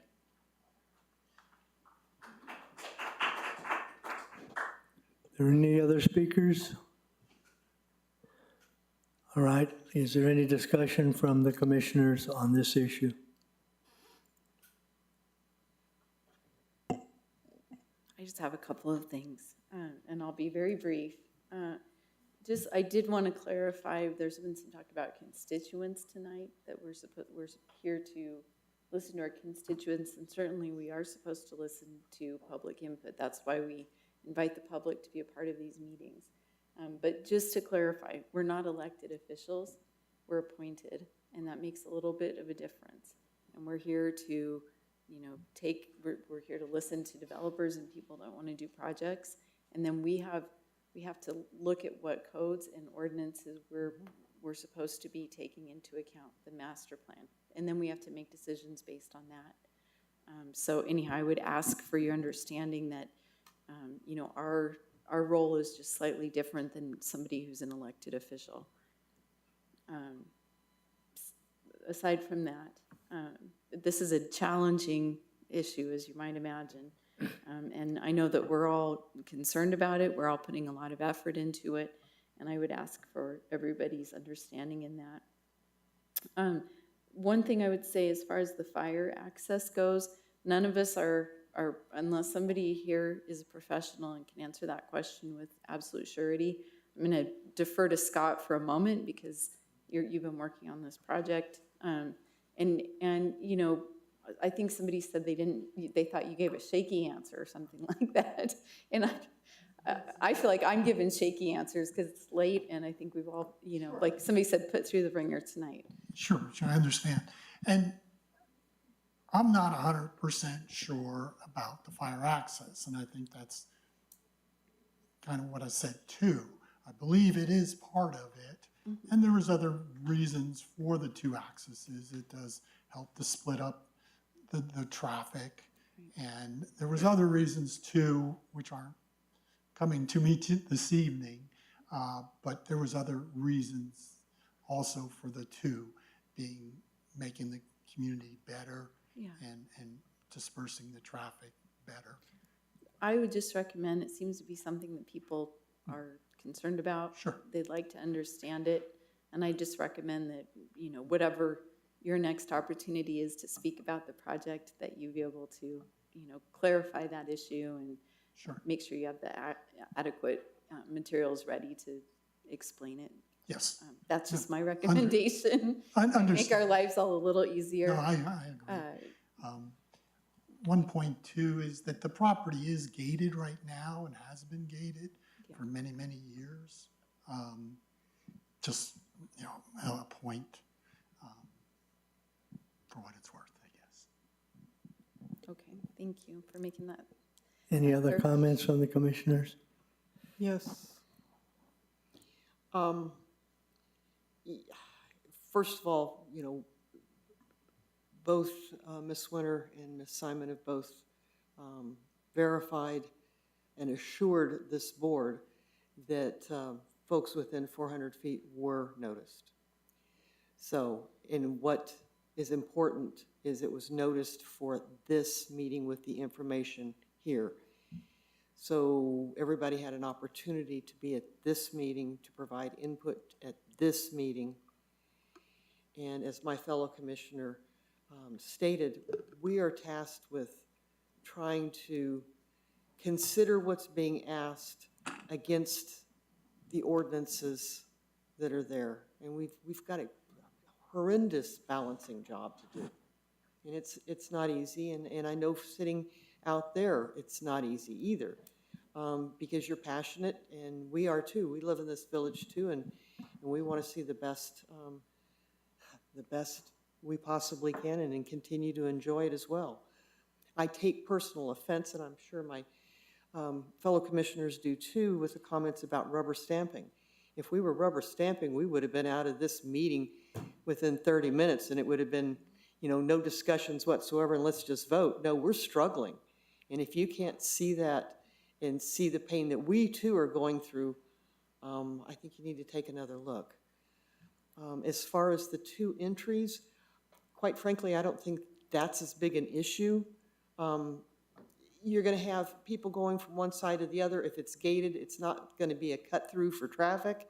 It's only going to be the folks that are there. And if we say it's only one entry, then we bring up a new can of worms. How many of you want it to only be on Chavez? How many of you want it only be in Guadalupe? And it's going to be not in my backyard. So, I mean, you see that one coming as well. All I can say is, you know, we're trying to do our best with what we've got, trying to make very tough decisions and recommendations in this case. Any other comments? I just want to make a positive comment, and the positive comment is, like society, the village of Los Ranchos is going to grow, whether we like it or not. But the one thing that I can do for you guys to pass on is the traffic report has a lot of faults in it. And I agree with this lady. The thing that is necessary is the village has a website right now that is asking we, the people, to start addressing our traffic situation. I've only been here for 4 meetings, and the 4 meetings have approved a lot of amounts of units that have a lot of vehicles that are going to be putting in.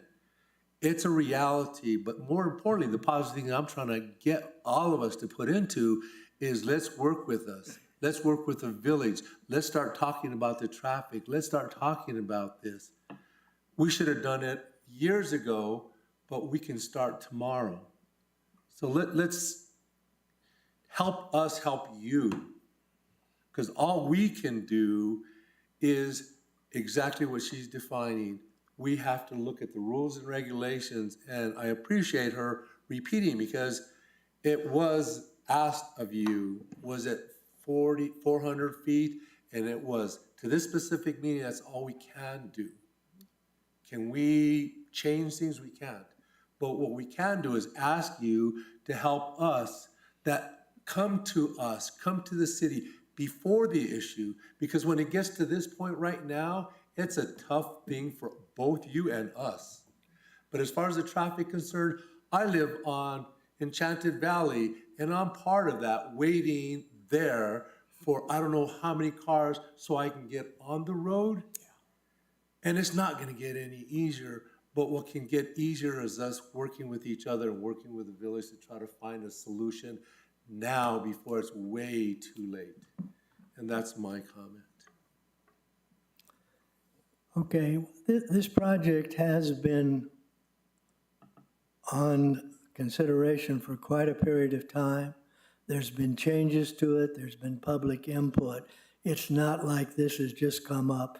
If there's been one meeting where they weren't notified within 400 feet, we're sorry about that, but there's been a lot of a public notice on it, and I think it's now time to see if there's no further comment from the commissioners. Is there a motion?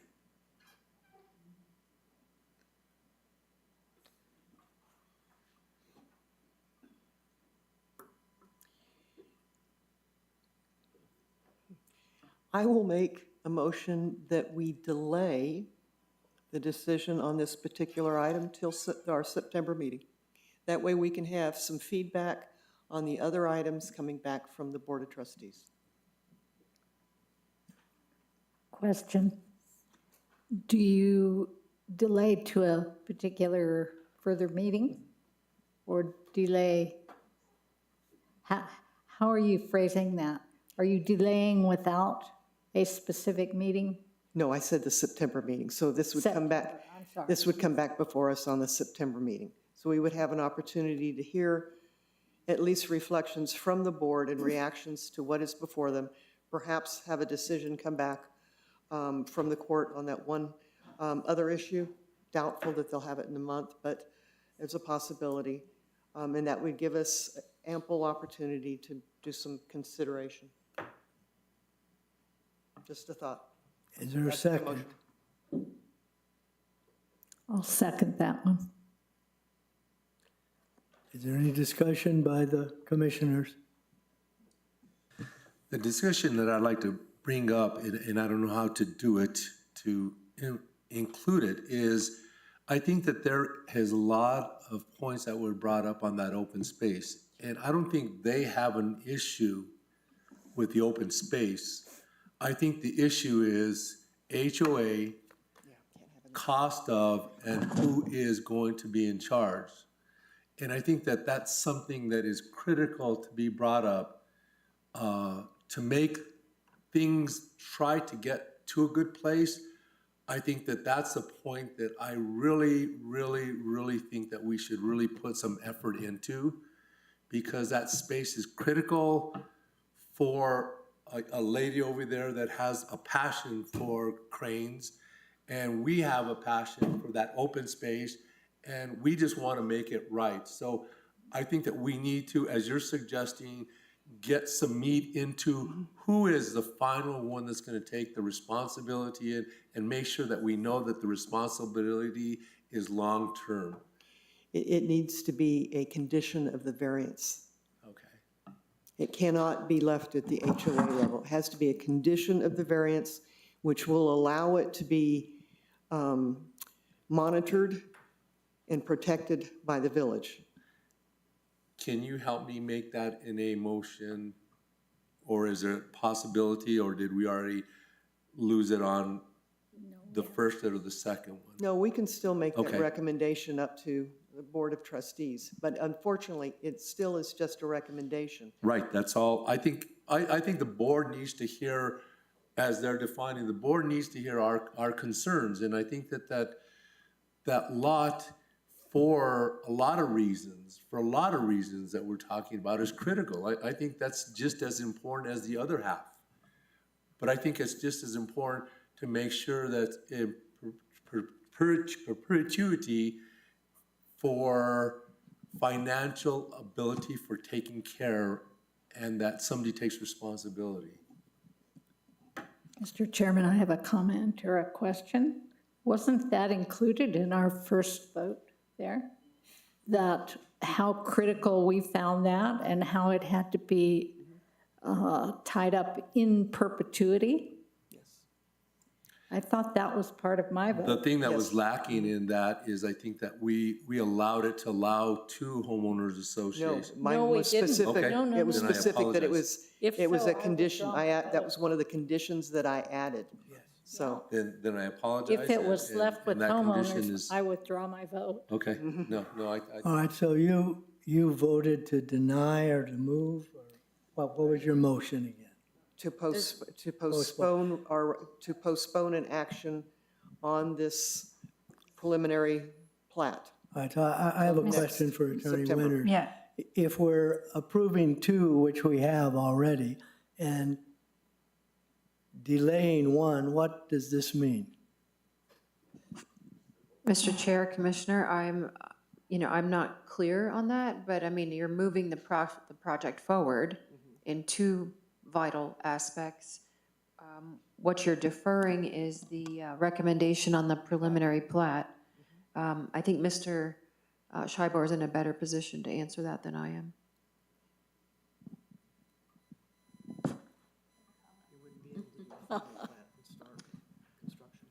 Yeah, I'm not sure of the answer for sure either. But it does seem, to move the two with the conditions as you did, sent those questions up. And so the board's going to address them and deal with them. To hold back the final condition on the preliminary plat, I'm not sure I understand why the other two, and it's going to be addressed. We'll address that. We'll nail down. We want that open space to be there forever and be taken care of. Completely understood. We'll nail down exactly how to do that. And I think the board would make that condition and want to know how also. But why hold back the second when you've already asked the question and made the condition on the other two? I'm not quite understanding, but it's probably something you can do. I have a question for Commissioner Holman. Then in September, what's the difference? You're bringing the same thing forward and we're voting on it, or not, something different? What in my mind it does is it slows down this process right now. Not a lot, but it gives the opportunity for this board at least to hear what's going to come back from the Board of Trustees. And it also sends a message to the Board of Trustees that we have concerns that we think are serious enough that they need to take a real detailed look. That is the message that I'm hoping that it will bring to them. Administrator Simon, do you have any comments? Yes, Mr. Chairman and Commissioners, Commissioner Homan, my only concern with your deferral is that the Board of Trustees will not have had time to consider this matter. It won't necessarily be on the August, well, it won't be on the August agenda, as that is tomorrow evening. That's true. It may be on September, but you will meet prior to the board meeting. So I'm going to revise that motion and make it October. I know you don't like that, Scott, I'm so sorry. But this is significant. We've heard the public outcry, and certainly we want as much harmony as we can going forward on a very difficult decision and a very important project for the village. Growing pains are hard, and this will give you and your group an opportunity to consider how you want to present at least that open space agreement part. I think that will help with some assurance that that will remain an open space with fewer problems going forward. Go ahead, sir.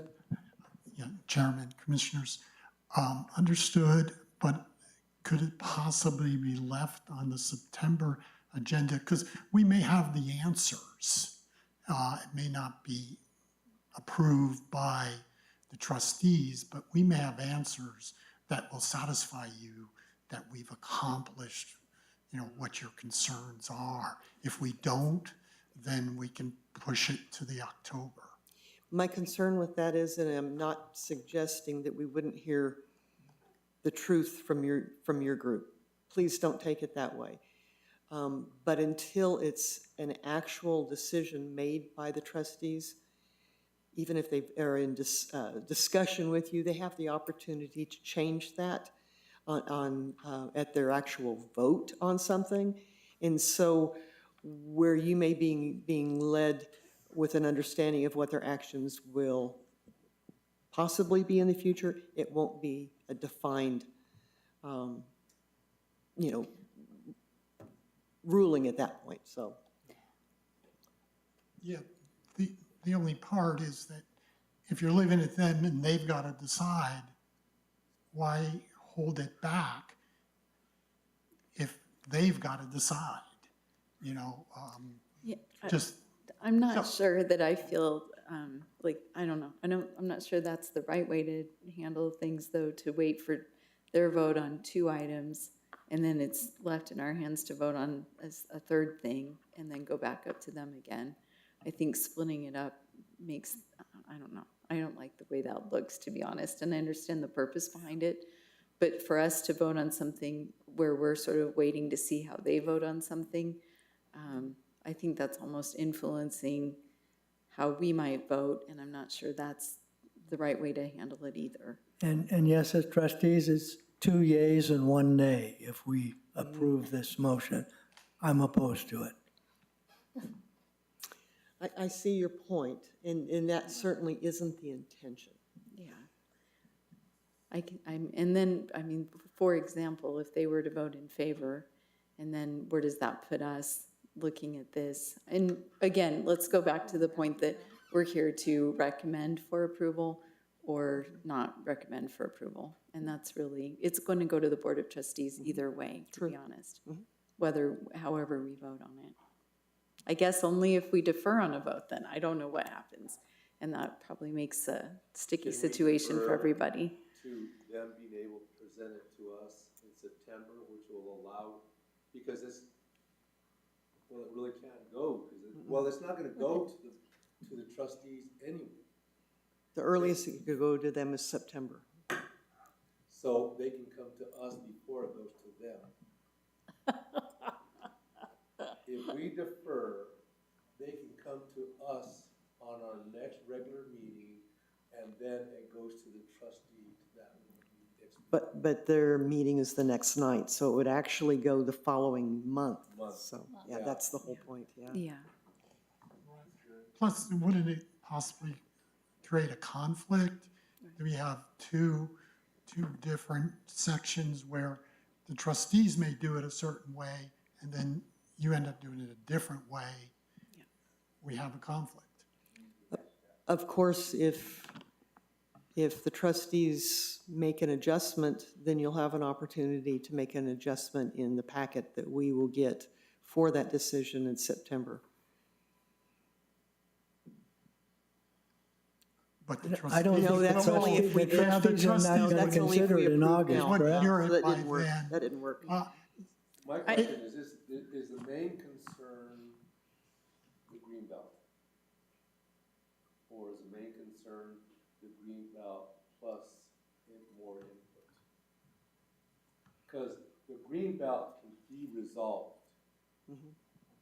the greenbelt can be resolved. Now, public input and getting other of the list that we're trying to balance out here is a different issue. Yeah. So if we're just working with the greenbelt, we can resolve that because all it is legality and transforming it to whatever they would say. You tell us what you want, and we tell them, and as long as feasible for both parties, they'll be able to do it in the documentation. Now that's something that can be done. Now, public input and input on other issues that we feel that the public needs to. Now, that's a subject that we should have had discussion way long time ago, so we should have discussed it tonight. How we can address those others is a really slippery slide. I thought we did that tonight. I thought we addressed those issues and then took your concerns and passed them to the board, which will deal with them. I think that's. Mr. Chairman, I withdraw my motion. Yeah. And if forced to vote, I will vote against the motion I made. And I withdraw my second. Yeah, because I've been convinced. Is there any further discussion by the commissioners? Is there any motion that any commissioner would like to bring forward at this time? I want to make sure I say this properly, but I am going to make a motion that we vote to approve recommend, it's so late and I apologize. We recommend approval, or I'm going to say this wrong. I want to read it. I'm so sorry. That we recommend for review and, I'm sorry, Mary. I had it right in front of me.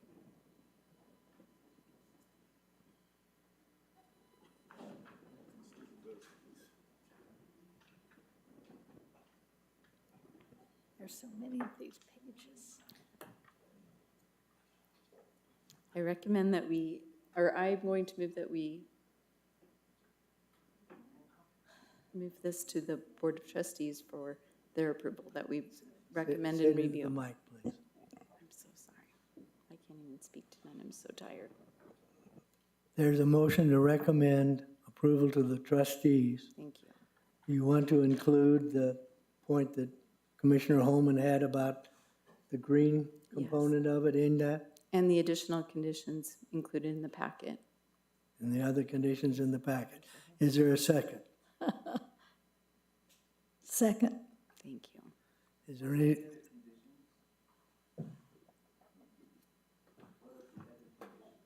Hold on, we'll have to bring it up. There. Do we want to include all of the conditions that were listed on each one of these? Administrator Simon, you have the conditions, don't you? Yes, yes. Mr. Chair, Commissioners, there are 4 conditions on this particular item, S23-05. Applicant shall adhere to the review procedures and requirements of 9.1.8A2. The subdivision must be filed with the Bernalillo County Clerk's Office prior to issuance of any building permits. The subdivision must meet the requirements of 9.19, required improvements. Proof of financial responsibility will be in the form of a subdivision improvements agreement, SIA, which will be required for the final plat. Construction must commence within 1 calendar year from date of filing of the subdivision plat. Those are the conditions. Are there any other discussion from the commissioners? All right, then we have a motion for approval. Or what was your wording again? Oh, with the conditions as listed, and also Commissioner Martinez's request that we have more clarification on the green space, on the maintenance. Okay, if there's no more, then the floor is closed, and I'll call for a roll call vote. Commissioner Holman? Yes. Commissioner Barrow? Yes. Commissioner Gay? Nay. Commissioner Smith? Yes. Commissioner Martinez? Yes. Commissioner Michelson, yes. The motion carries 5-1.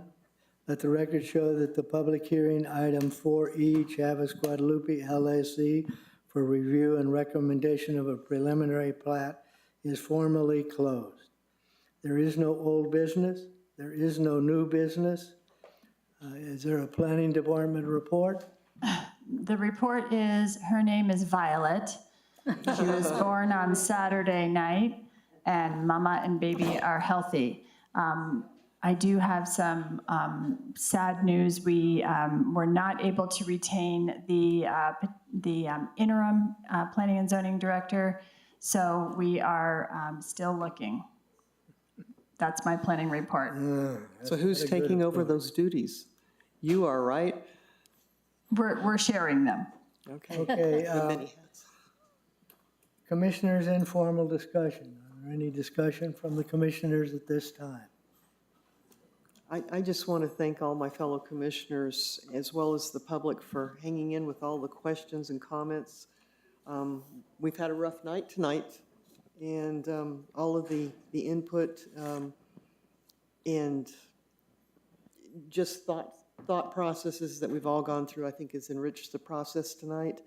It may not have come back to the decisions that people were wanting, but I think at this stage they were the right decisions to bump it up to the trustees, difficult as they may be.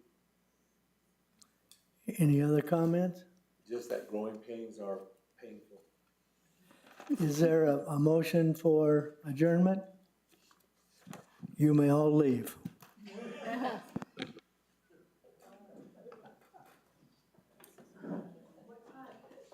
Have a good one. Finally get to meet you. Oh, man. How was your journey? They said that you went on a wonderful journey.